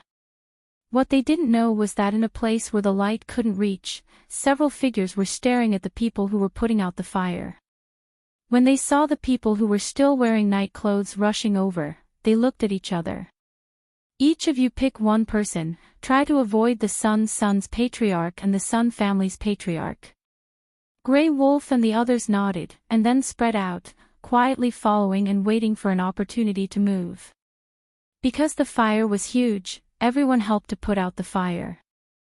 Those with water attributes used their own attributes to put out the fire, while those with earth attributes used sand to put out the fire. Some went to carry water to put out the fire. In the midst of the chaos, Grey Wolf quietly grabbed a member of the Sun family who was dressed in night clothes. He covered his mouth with one hand and dragged him to a dark place. With a click, he killed him directly. Until he died, that person didn't see who killed him. His eyes were wide open in fear until his body stiffened and was thrown on the ground. On the other side, Du Fan and the others each picked one person to kill. With their strength, it was easy to deal with the Sun family. Moreover, they were in the dark while the other party was in the light. It was even easier to kill them. Chapter 38:47. Hiss. Hearing this, the hearts of the people in the hall trembled. Not only did he want to use the Sun family's power to help one of their families become the city lord, but he also wanted those people's violet gold spirit deer to belong to them as well as a third of the Sun family's property. Such a big move, he really had the determination to kill them. However, after hearing this, why did they still feel uneasy? Everyone was silent as they thought about what had happened in the past 2 days. Their faces were solemn. If the events of the past 2 days hadn't happened, perhaps they would have calmed down after hearing this arrangement. However, those people were killed in front of them and their corpses were hung on trees as a warning. After doing all this, the fear had taken over their hearts. No matter how confident the ancestor was, they still felt uneasy. Next, they all lowered their heads and listened to the ancestor's arrangement. They all began to ponder. It wasn't until the ancestor told them to disperse that they stood up and left. When the middle-aged man walked towards the courtyard, he stopped to take a look at the burned area. His mood was unusually heavy. He stood there and looked at the burned area. No one knew what he was thinking, but a dark light flashed across his eyes. He quickly walked back to the courtyard where he lived. A woman was holding 2 7- or 8-year-old children waiting for him in the courtyard. The moment they saw him, the 2 children quickly rushed forward. "Father!" The middle-aged man reached out and hugged them. "Come, let's go inside." With that, he looked at the woman and gestured for her to go inside. "Master, what the hell is going on? Did something big happen at home?" the woman worriedly asked. Because she was a woman in the inner courtyard, she didn't know much about the family's matters. The middle-aged man didn't answer. He only patted the 2 children's heads and said, "You two go pack up your favorite things and put them in the space treasure I gave you. Go." The 2 children looked at each other in confusion. They vaguely knew something, but they didn't really understand it. They only heard their father's words and went back to pack up their things. "Master, why is this?" the woman asked again with a slightly anxious tone. "Something big has happened in the family. It might be a disaster that will wipe out the entire family," the middle-aged man said with a serious expression. Things weren't supposed to be so troublesome, but since the ancestor came out to take over, everything has become out of control. 4 people died tonight, and all of them were powerful cultivators in the family. I don't think those people will let this go, especially since the ancestor wants to deal with them. When he said this, he looked at the woman's pale face and patted her hand. He turned around to make sure there was no one around before he said in a low voice, "I plan to take all of you out of here tonight. If we stay here any longer, I don't know what will happen." The woman didn't expect such a thing to happen. Her face turned pale as she asked in a trembling voice, Will our clan be exterminated?" Chapter 38:48. Hearing this, the woman said worriedly, "But if we leave, will the family? We can't care so much." The middle-aged man said in a deep voice, "Why should we be implicated in the disaster they caused? If we don't leave, won't those people not leave a single person alive if they want to exterminate our family? At that time, the Sun family will really have no descendants." Hearing this, the woman didn't say anything else. Humans were selfish. Now that a disaster was imminent, how could they still think about bearing the consequences with them? Moreover, the women and children in their harem didn't know how they caused this disaster. It was really not right to die for no reason. "Then I'll go and pack up now," the woman quickly said. The middle-aged man pressed her hand and said, "Don't make too much noise. Don't take anything else, just take the valuable things. After you pack up, take the children and wait for me in the room. I'll go and arrange it now. I'll leave tonight." After giving his instructions, the middle-aged man strode away. Not only did he want his wife and children to live, but he also wanted to live. Therefore, if he wanted to live, he could only leave the family. Otherwise, among the people who were killed, even if they left the lives of the women and children alive, he would still be killed. The Sun family's ancestor went out at night. He first went to the Chin family. The Chin family's patriarch was very surprised by the late-night guest. "Old Master Sun, is there an urgent matter for you to come so late at night?" the Chin family's patriarch asked. He was very puzzled. "Nephew, I have something to discuss with your father. I wonder where he is now. Can you let him come out and meet me?" the Sun family's ancestor said with a smile on his face and a kind tone. Hearing this, the Sun family's patriarch didn't dare to delay and said, "Old Master, please take a seat." I'll go and invite father over. With that, he left first. When he went outside, he secretly called for a secret guard and gave a few orders before walking to his father's courtyard. About half an incense stick of time later, a round old man wearing a round brocade walked in like a smiling Buddha. He looked at the old man sitting in the hall and greeted him with a smile. Rare guest, rare guest. When I heard that you were looking for me, I didn't believe it. I didn't expect it to really be you. Brother Chin, long time no see. The Sun family's great ancestor stood up with a smile and cupped his hands in greeting. Come. Have a seat. Old Master Chin gestured for him to take a seat. The Chin family head sat at the bottom left and looked at the two people sitting at the top. Why are you looking for me in the middle of the night? Is there something urgent? Old Master Chin asked, his smiling eyes sparkling with wisdom. I'm sure it's an emergency. The Sun family ancestor nodded and said, Brother Chin, have you heard of the purple gold spirit deer that appeared a few months ago? Hearing this, Old Master Chin smiled and glanced at his son. Then, he said to the Sun family's ancestor, Oh, you mean that group of people?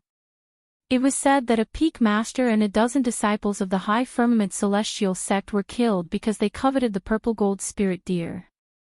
Why did you bring this up? Chapter 38-49. When family head Chin heard this, he couldn't help but look startled. He seemed to be shocked by his words. He originally wanted to say something, but when he saw his father's smiling eyes looking at him, he sat quietly and didn't speak. Old Master Chin shook his head and said, Sigh, it's not like you don't know me. I don't have any great ambitions in my life. As an old man, I just want to enjoy life and play with my grandson. I'm afraid I can't help you with this matter. Hearing this, family head's son's heart sank. He said, Brother, are you not satisfied with the conditions I put forward? No. He waved his hand and said with a smile, I want to help, but I can't. This matter is really difficult to handle, and I can't do it. Seeing this, family head's son looked at him deeply. He didn't want to leave like this, but asked again, Brother, are you really not going to think about it? Even if it's not for yourself, you should think about the younger generation of the family. If nephew becomes the East City Lord, the status of the Chin family will rise, much better than it is now. Old Master Chin still shook his head and waved his hand. There's really no way. I want to help, but I can't. He paused, looked at him, and said, However, we have been friends for many years. Let me remind you about this matter. Think twice before you act. Don't act impulsively, or it will be too late to regret it. The Sun clan's ancestor had no reason to stay any longer. He stood up and said, If that's the case, then I'll leave first. Thank you for your advice, but this matter doesn't allow me to back down. Goodbye. Seeing him turn and stride out, family head Chin stood up and asked, Father, why did you refuse his request? If this matter is successful, it will be beneficial to our Chin family. Hearing this, Old Master Chin glanced at him and shook his head. You are still young. You only see the surface of things. Your vision is not long-term enough. He was not in a hurry to go back to rest. After sitting down, he motioned for family head son to sit down. He took a sip of tea and said, You don't know what kind of person old man son is, but do you think I don't know? If he was confident, why would he come to us? What's more, I've heard of the people he wants to deal with. They are not weak. Moreover, the people of the Celestial sect didn't pursue the matter. They must be afraid. Even the people of the Celestial sect are afraid of them. Are you rushing to die? Hearing his father's words, family head Chin pondered for a while and asked, Father, are those people really that powerful? I don't know if it's powerful or not, but we should be conservative. Although our Chin family isn't the top family in this city, no one dares to bully us. We should be content with what we have and not forget our roots. There's no such thing as a free lunch in this world. We should always remember that the greater the benefits, the greater the disadvantages. Family head Chen's heart trembled slightly. Looking at his father who was always smiling, he sighed softly in his heart, I'm still far inferior to my father. No need. Old Master Chen shook his head. No matter what it is, we will know when the time comes. Since we are not involved in their matters, there is no need to investigate them. Yes. Family head Chen replied. Chapter 3850. The ancestor of the Sun family, who had left the Qin family, looked back with a sullen face. Then he flicked his sleeves and strode towards the Wang family. The next morning, in the small building in the middle of the lake. In the main courtyard, Feng Jiu turned over lazily. She naturally hugged the person next to her with one hand and lifted her leg directly to rest on his leg. She rubbed her head in his arms and continued to sleep. Xianyuan Mose lay still, letting her hug him and put her hands and feet on his body. However, looking at the bulging belly between the two of them, he couldn't help but carefully reach out to support it. When he gently put his hand on her belly, he felt that her belly was getting bigger and heavier day by day. In the past, he could hold her tightly in his arms, but since she was pregnant, he didn't dare to hold her in his arms like this. He also didn't wake her up. Instead, he slept with her until she had slept enough and woke up by herself. In the mansion, Qin Axian and Bai Qingqing had already started to prepare breakfast. Except for the two masters who hadn't woken up and put their breakfast in the kitchen, the others had already put their breakfast on the table and were eating in the garden. Went to the two families overnight. Du Fan heard this and smiled, so, they want to come to the light with us. Why don't we go to the Sun family again later? Directly kill the old man of the Sun family. Luo Yu suggested. Lang Hua on the side drank the porridge in front of him, put down the bowl, and said, we don't have to go to the door. They will come to the door, and I think it will be today. The longer they waited, the shorter their dreams would be.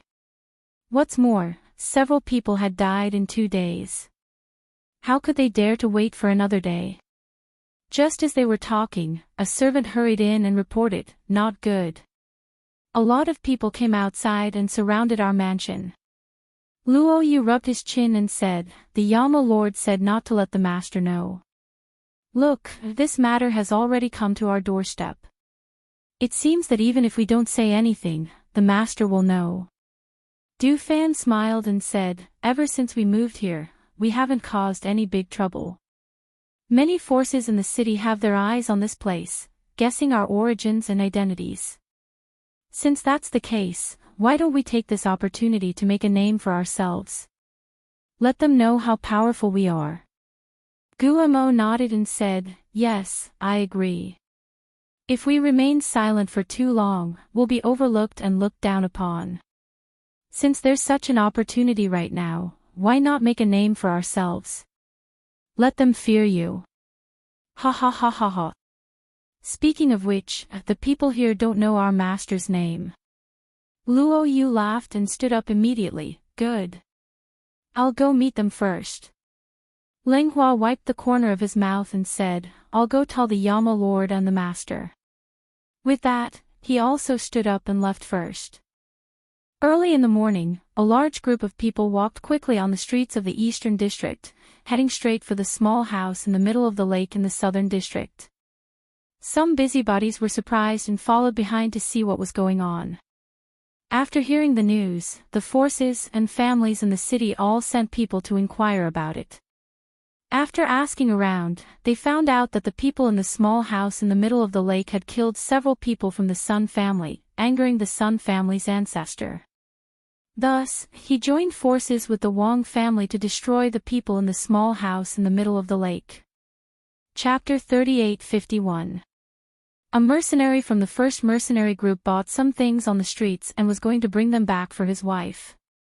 However, he didn't expect to see the people from the Sun and Wang families leaving.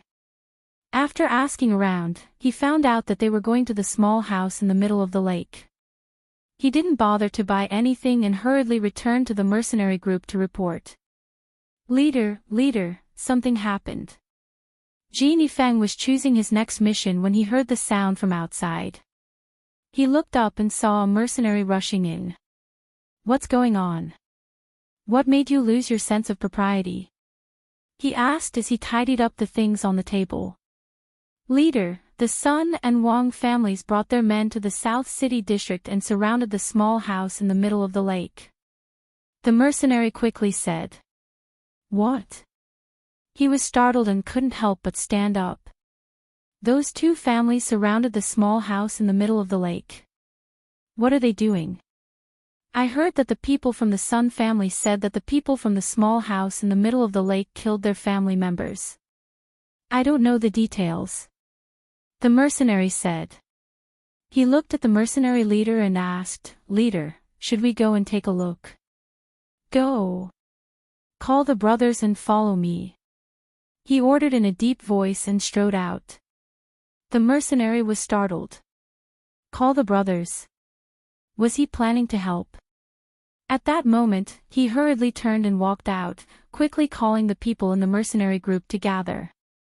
At the small house in the middle of the lake, the people from the Sun family and the Wang family surrounded it. The people in the lead were the Sun family's ancestor and another old man. Behind them were the younger generation of the two families. Sun Wei was also among them. At this moment, his face was full of viciousness. His eyes were filled with killing intent as he stared at the tightly shut small house in front of him. Anger and hatred surged in his heart. If it weren't for them, why would he be locked up in the dungeon by his family? Now that even the ancestor had decided to deal with them and even asked the Wang family's ancestor to help, he didn't believe that they couldn't deal with a mere dozen people with their combined strength. What are you doing? The city lord of the southern city district hurriedly rushed over. Before he even arrived, his voice was already filled with pressure. When he heard that something had happened at the small building in the middle of the lake, he rushed over without thinking. First, this was his territory. Since the people from the East District dared to come here and cause trouble, it was obvious that they didn't put him, the city lord of the South District, in their eyes. Secondly, he had received a favor from the people of the small house in the middle of the lake and promised to take care of them. Naturally, he couldn't let anyone bully them. City Lord Nan, this is our personal grudge. City Lord, please don't interfere. The Sun family's patriarch said in a gloomy voice as he looked at City Lord Nan, who was walking over quickly. What a joke. This is my southern district's territory, and you're telling me not to interfere? How is this possible? The South City Lord flicked his sleeves and snorted heavily. The Sun family's ancestor's eyes narrowed and a dark light flashed across his eyes. He stared at the South City Lord and said, Then does the South City Lord know that the people living in this small building not only killed my Sun family's people but also kidnapped our East City Lord? And killed him. Hearing this, not only the South City Lord, but even the surrounding people couldn't help but suck in a breath of cold air. The South City Lord's heart trembled. He knew the strength of the people in the small building in the middle of the lake. Although he hadn't seen all of them, he knew that they were very strong. Chapter 38:52. The Sun family's ancestor looked at the South City Lord's serious expression, and a hint of pride flashed through his eyes. Before coming out, he had already ordered the people in the mansion to kill Chi Kang in the dungeon and secretly send Chi Kang's body to the small building in the center of the lake. He believed that they had already made their move and things were developing according to his plan. As long as they attacked and found Chi Kang's body in the small building in the center of the lake, they wouldn't be able to explain themselves even if they had two mouths. They have no grudges with the East City Lord, so they wouldn't do anything to you. The South City Lord came back to his senses and said in a deep voice. He stood in front, and his sharp gaze fell on the Sun family's ancestor and the Wang family's ancestor. I respect the two of you as seniors. If you leave now, I can pretend that nothing happened. If you continue like this, I will lead the South City Guards to chase you out of the South City District." A deep voice containing a powerful pressure spread out. At this moment, he knew that regardless of whether the people in the small building in the center of the lake did it or not, he would unconditionally stand on their side and protect them. "South City Lord, if you insist on protecting them, then don't blame us for being impolite," the Sun family's ancestor said in a gloomy voice, and the pressure on his body was also released. The two sides were in a stalemate, and everyone's hearts were in their mouths. It was also at this moment that a light voice with a hint of sneer came out and clearly entered everyone's ears. "Oh, I was wondering who it was. So insensible to disturb people's dreams so early in the morning. Are you tired of living?" The sudden voice startled everyone. They looked in the direction of the voice and saw a man in embroidered clothes sitting on the wall of the small building in the center of the lake. The man had a lazy and casual expression, but his eyes contained a fierce killing intent. The people in the small building in the center of the lake had always been mysterious. It could be said that except for a few people, no one had seen the people inside. At this moment, the person who appeared on the wall made everyone wonder who the other party was. Sitting on the wall, Luo Yu's gaze swept across everyone and landed on Sun Wei. He smiled maliciously. "You're not dead yet. I wanted to let your family deal with you themselves, but it seems like you're in a hurry to die in our hands." Being stared at by Luo Yu, Sun Wei couldn't help but shudder. He braced himself and looked at Luo Yu as he fiercely said, "You've killed so many of our Sun family's people. This debt must be settled today." "Oh. Is that so?" Luo Yu flicked his wrist and a dagger appeared in his hand. He looked at Sun Wei and said, "Don't be anxious. Even if you don't want to settle the score, I'll still settle it with you." The door of the small house at the center of the lake opened, and Du Fan walked out with a fan in his hand. Hui Lang, Wei Feng, and Guo also walked out. Du Fan's gaze swept past Sun Wei and descended onto the Sun clan's ancestor. After that, he looked towards the Wang clan's ancestor and said, "Old Wang, this is a grudge between us and the Sun clan. If you take your people and leave now, then perhaps you can still live. Otherwise, once we attack, we won't show any mercy." "Lao Wang. Who's that?" Everyone looked at each other. When they saw the refined white-clothed man with a fan in his hand smiling as he looked at the Wang clan's ancestor, the corners of their mouths couldn't help but twitch. Chapter 38:53. The face of the Wang family ancestor, who was called Old Wang, suddenly turned red.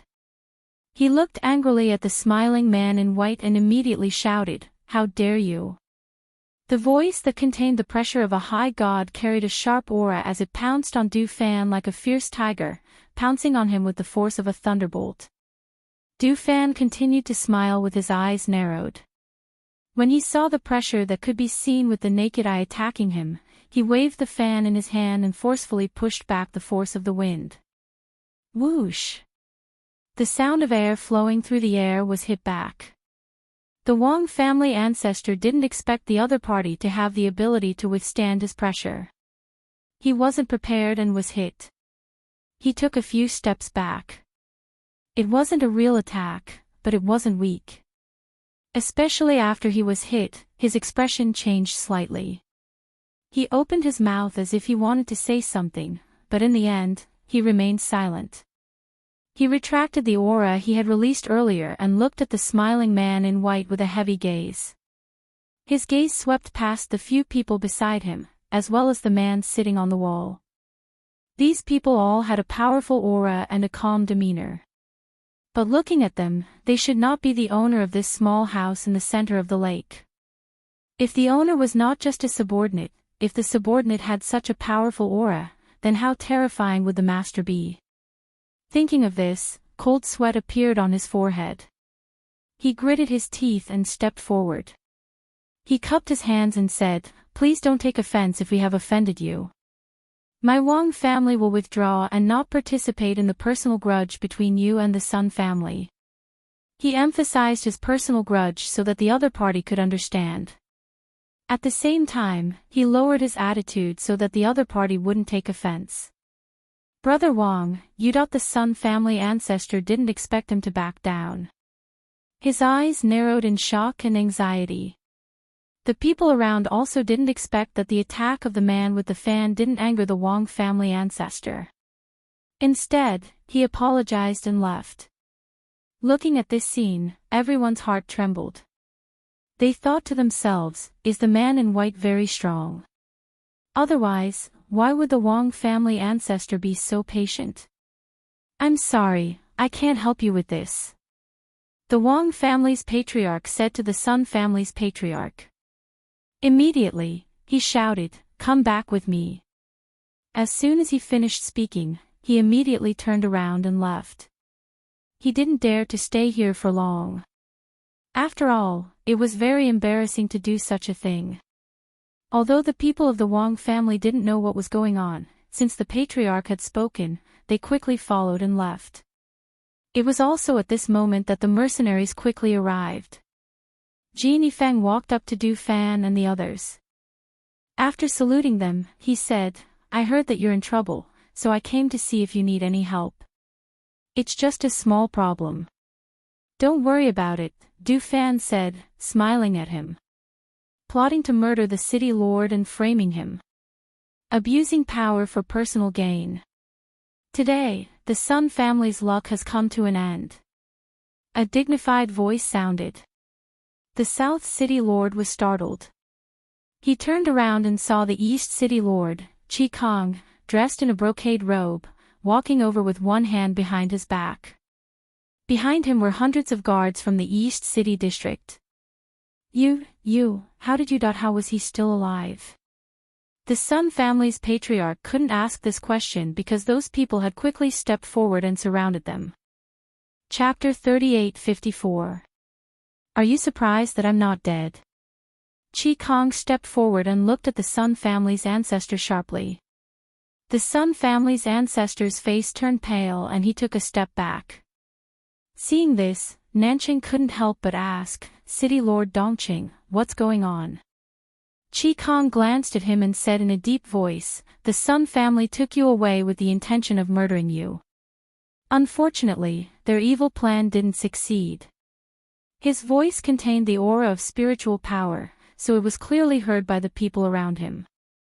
They couldn't help but be in an uproar and looked at the Sun family's ancestor in disbelief. Just now, he said that the people of the small house in the center of the lake killed the city lord Dongqing. They didn't expect that it was the Sun family's ancestor who had evil intentions. Sun Wei, where are you going? Sun Wei, who was called out, was shocked. When he saw Chi Kong appear, he knew that things were bad. Therefore, he took advantage of the chaos and no one noticed him to escape first. But who would have thought that a hand would be placed on his shoulder at this moment, making him unable to move? He turned around and saw that it was the man who was sitting on the wall.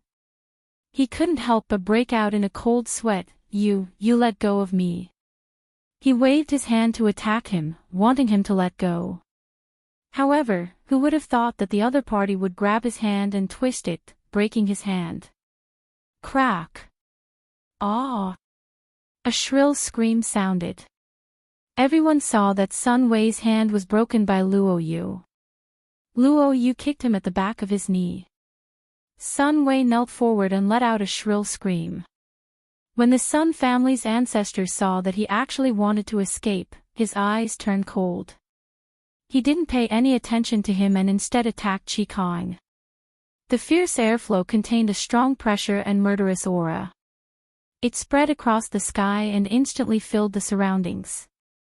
That was the pressure of a master at the peak of the great deity stage. When the others felt the pressure spread, they suddenly felt as if a big stone was pressing on their hearts, making it difficult for them to breathe. Step back. Step back. City Lord Nan shouted in a deep voice. He waved his hand and ordered everyone to step back to avoid being hurt by the pressure. Today, the Sun family's ancestor is here. Don't think about going back alive.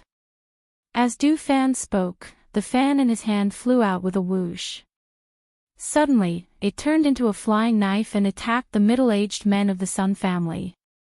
His strength was above those people, and the speed of his attacks was so fast that the other party had no chance to react. They only knew that when the killing intent came, they kept retreating, but they were not faster than that fatal attack. Yes. The two Sun family members who couldn't dodge in time had their throats slashed by the flying fan. Blood spurted out, and the two men groaned as their bodies fell straight to the ground. The smell of blood permeated the surroundings, causing some of the Sun family's guards to tremble.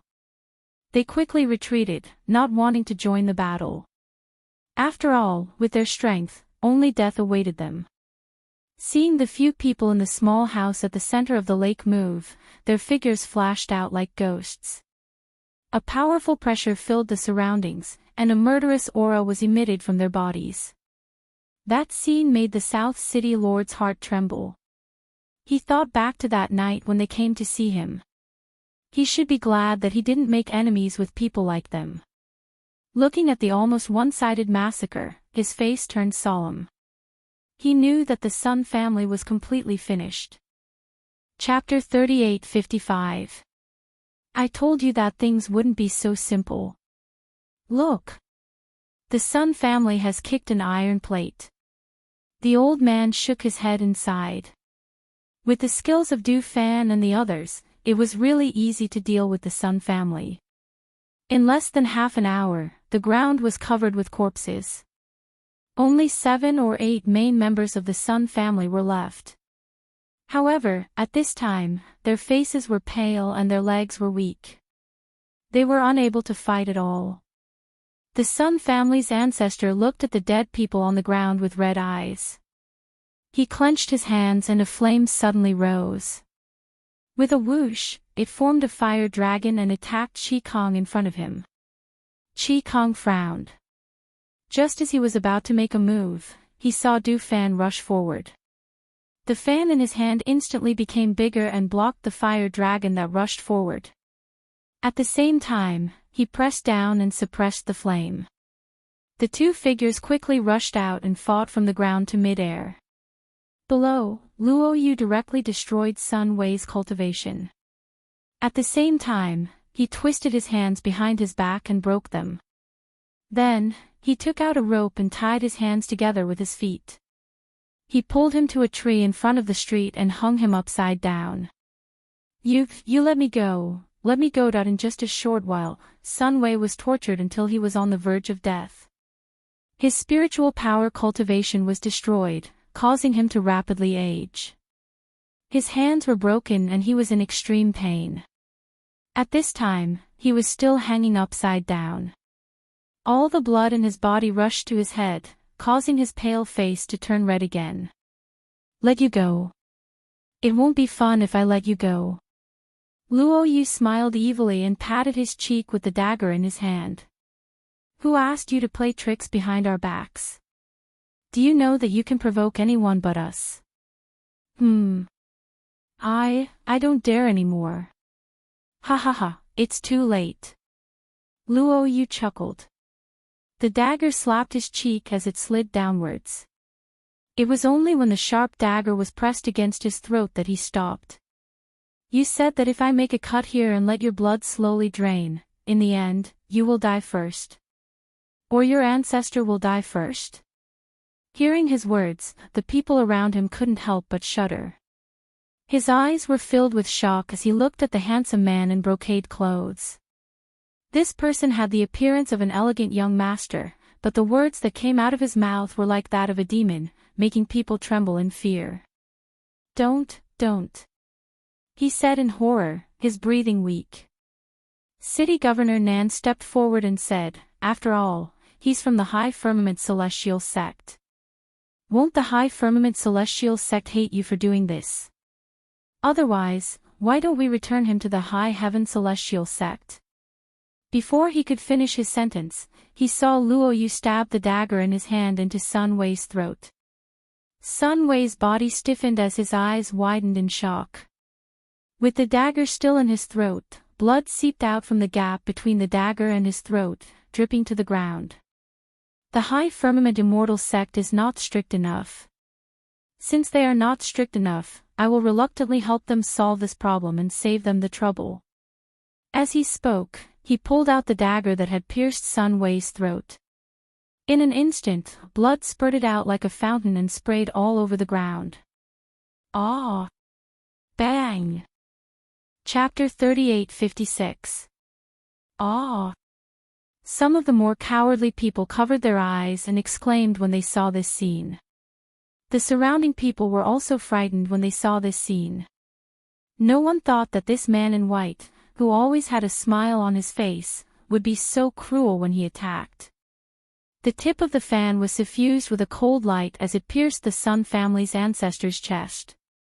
Blood splashed out at that moment and sprayed onto the white-clothed man's body. Drops of blood bloomed on his white clothes like red plum blossoms. The surroundings were silent. Even the Sun family's patriarch, who was pressed down, was paralyzed on the ground at this moment. He stared blankly at this scene. Dead? His family's ancestor died just like that. All gone. All dead. For this battle, the people that were carefully selected from the family were all dead. He was the only one left alive. Du Fan raised his hand and put away the fan with a whoosh. Drops of blood splashed out and flew to the surroundings. The blood on the fan made people tremble in fear. That was not a treasured fan in the hands of a noble young master, but a murder weapon. Sun family's patriarch, do you have anything else to say? Du Fan walked in front of the Sun family's patriarch and looked at him condescendingly. The Sun family's patriarch knew that even if he begged for mercy, he would die without a doubt. Therefore, he did not beg for his own life. Instead, he said, today's ending can only be said to be our Sun family's own fault. I only want to ask Commander and young master for one thing. The women and children of the Sun family were not involved in this matter. They are all innocent. I beg Commander to let them go and give them a chance to live. Hearing this, Du Fan's eyes flashed and he said, as long as they know their place, my master will not take their lives. However, if they are unwilling to give up and want to cause trouble, then they can't blame anyone. When the Sun family's patriarch heard this, his anxious heart finally calmed down. He endured the injuries on his body and stood up. At this moment, his voice was filled with spiritual energy. Sun family, listen up. The Sun family's defeat today is all due to their own fault. In the name of the Sun family's patriarch, I order the Sun family's descendants not to take revenge. Don't pursue this matter. The voice that contained spiritual force spread out. Although it didn't reach the ears of the Sun family in the Eastern District, everyone present heard it. When they heard it, they would discuss it and pass it on. Naturally, it would also reach the ears of the Sun family. Moreover, he said this to give the Sun family's descendants a chance to live. Since the other party had said such words, as long as he ordered his descendants not to take revenge, then they would be able to live. Gritting his teeth, he raised his hand and fiercely slapped the top of his head in front of everyone's eyes. However, with that one strike, there was a "pah" sound, and the faint sound of a skull cracking could be heard. The Sun family's patriarch's eyes were wide open as he stared at the sky. Then, he fell down. Their bodies fell to the ground with a bang. No one said a word, no one made a sound. They just looked at the scene in shock. They watched as the century-old family declined like this. They watched as the family's ancestor and patriarch fell just like that. No one felt that they were pitiful, and no one felt that the people of the small house at the center of the lake were cruel. This was because this was how the world worked. If they didn't die, then the people of the small house at the center of the lake would die. Chapter 38:57. Sun Wei, who was hanging on a tree and bleeding, was already motionless. It could be said that almost everyone from the Sun family had died here. Not a single one was left alive. Looking at the corpses on the ground, the South City Lord's heart was abnormally heavy. The powerful and outstanding people of the Sun family were all dead. The only ones left were some young and not outstanding people. It seemed that the Sun family would not be able to stay in this city in the future. Bring them out. The South City Lord, who was about to go forward, was startled when he heard Du Fan's words. He saw that the door to the small house in the center of the lake opened again. A middle-aged man, a woman, and 2 children were brought out. Seeing the bloody scene outside, the 2 children burst into tears and hugged their mother tightly. Who is this? How did they come out? Could it be the people from the small house in the center of the lake? Ah! I know who they are. That middle-aged man is the cousin of the Sun family's patriarch. I think he's called Sun Cheng-en. The 2 children behind him are his son and daughter. That woman is his wife. But why are they here?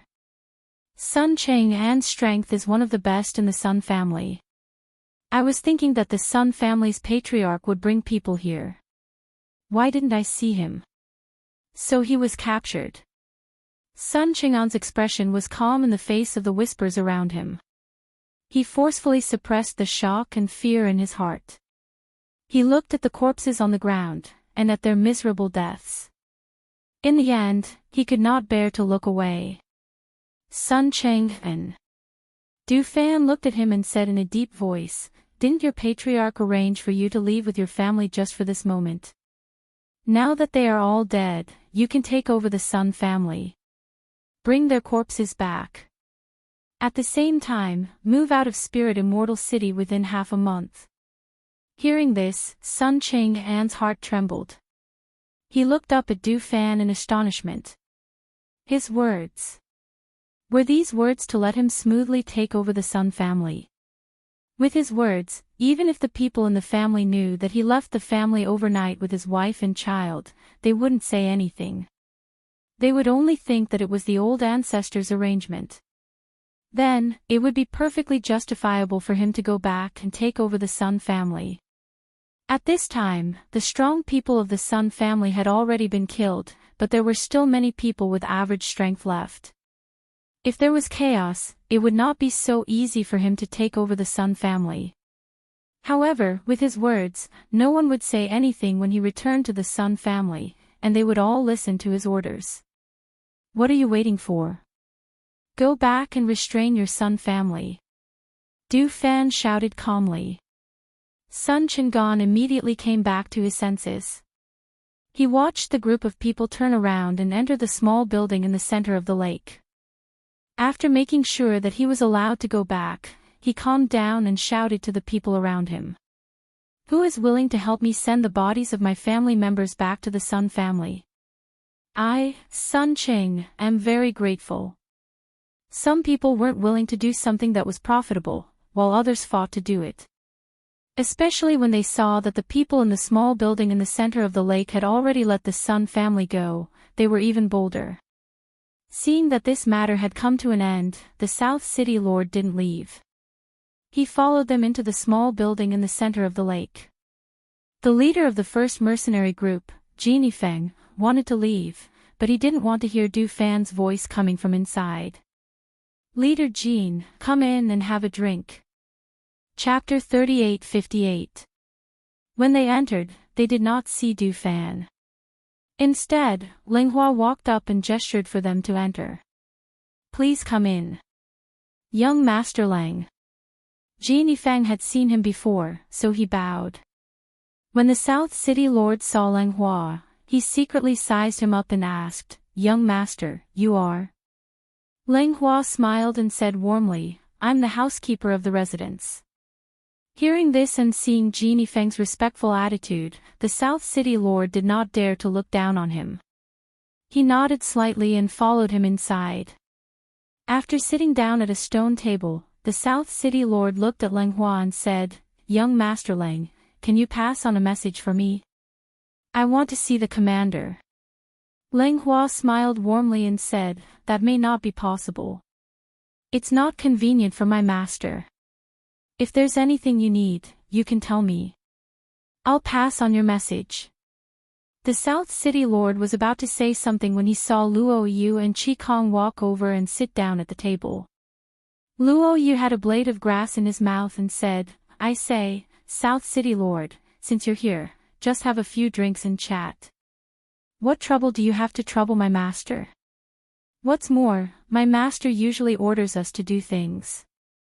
She's not in charge now. If you really have something urgent, just tell us. Seeing this, the South City Lord did not say anything else. He wanted to ask who they were. Were they really not afraid of the Lingxiao celestial sect coming after them after causing such a big commotion? However, they did not look worried.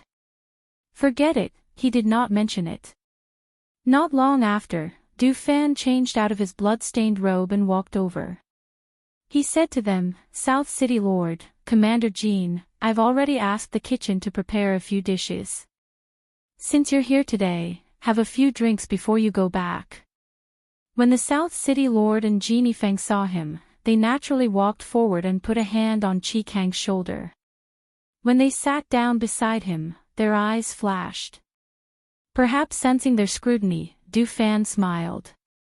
Chi Kang is our brother. Hearing this, the two of them couldn't help but be shocked. What? Is the East City Lord one of your people? Is it strange?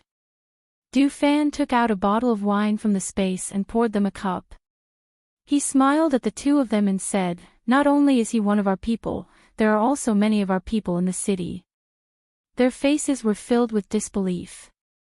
Genie Feng knew that there were people in their city, but he didn't expect that even the East City Lord was one of them. Although the South City Lord knew that they were powerful, he did not expect them to be able to infiltrate the Spirit Immortal City in such a short period of time. Just thinking about it shocked him. When Leng Hua saw them chatting, he smiled and left quietly, preparing to return to his master's side. At this moment, in the main courtyard, Feng Jiu was lazily lying on a soft couch with a book covering his face. He said, Is everything settled? I don't know what happened from beginning to end. It's just a small matter. You don't have to worry about it. I've already asked them to take care of it. As Xianyuan Mo spoke, he poured himself a cup of tea and took a sip. Seeing that she was covering her face with a book, he removed it from her face and said, You've already been lying down for a while. Do you want to get up and walk around? I don't want to move. I just want to lie down, Feng Jiu said lazily, raising his hand to cover his eyes. Chapter 38:59. A pair of hands held his, and a gentle voice with a smile entered his ears, soothing the worry in his heart. Don't worry, it'll be fine. Feng Jiu said gently. She looked at him and smiled. Don't look so worried all the time. Relax, it'll be fine. Besides, there are still some geniuses who will give birth. Xianyuan Mo's replied. He didn't say anything else and just held her hand and pressed it against his cheek. The incident that happened that day seemed to have been easily forgotten. However, the Sun family had declined and moved out of the flying immortal city. The people of the soaring firmament celestial sect didn't seem to have any reaction to Sun Wei's death. Days passed, but still, no one came to the small house in the center of the lake. The small house in the center of the lake continued to live a quiet and comfortable life. The door was still tightly shut, and very few people came out. This made the people in the city gradually stop being curious. This was because they only saw the few men who had fought with the Sun family that day. They didn't see the owner of the small house in the center of the lake.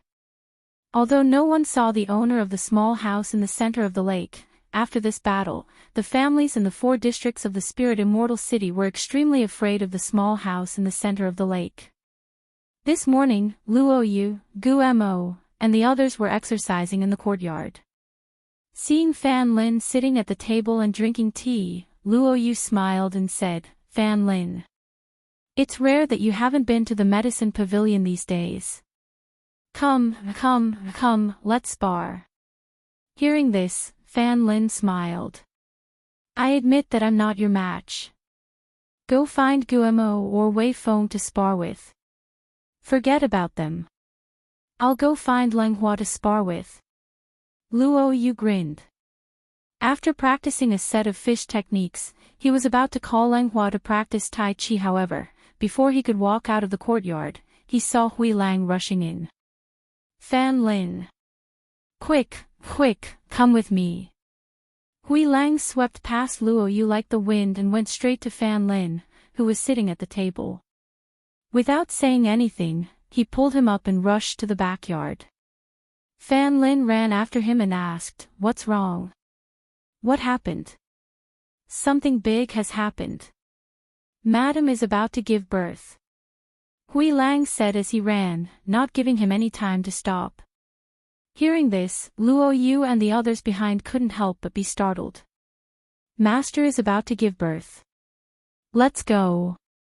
What are you still standing there for? Let's go and take a look. The few of them didn't care about anything else and immediately rushed to the main courtyard. In the main courtyard, Xian Yuanmo's looked nervously at Feng Jiu on the bed. His forehead was covered with cold sweat. He held her hand and asked worriedly, "How is it? What do you think? Does it still hurt?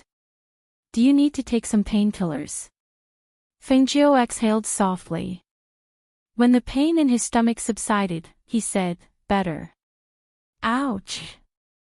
Before she could finish her sentence, she felt another wave of pain. It was the kind of pain that caused her to constrict.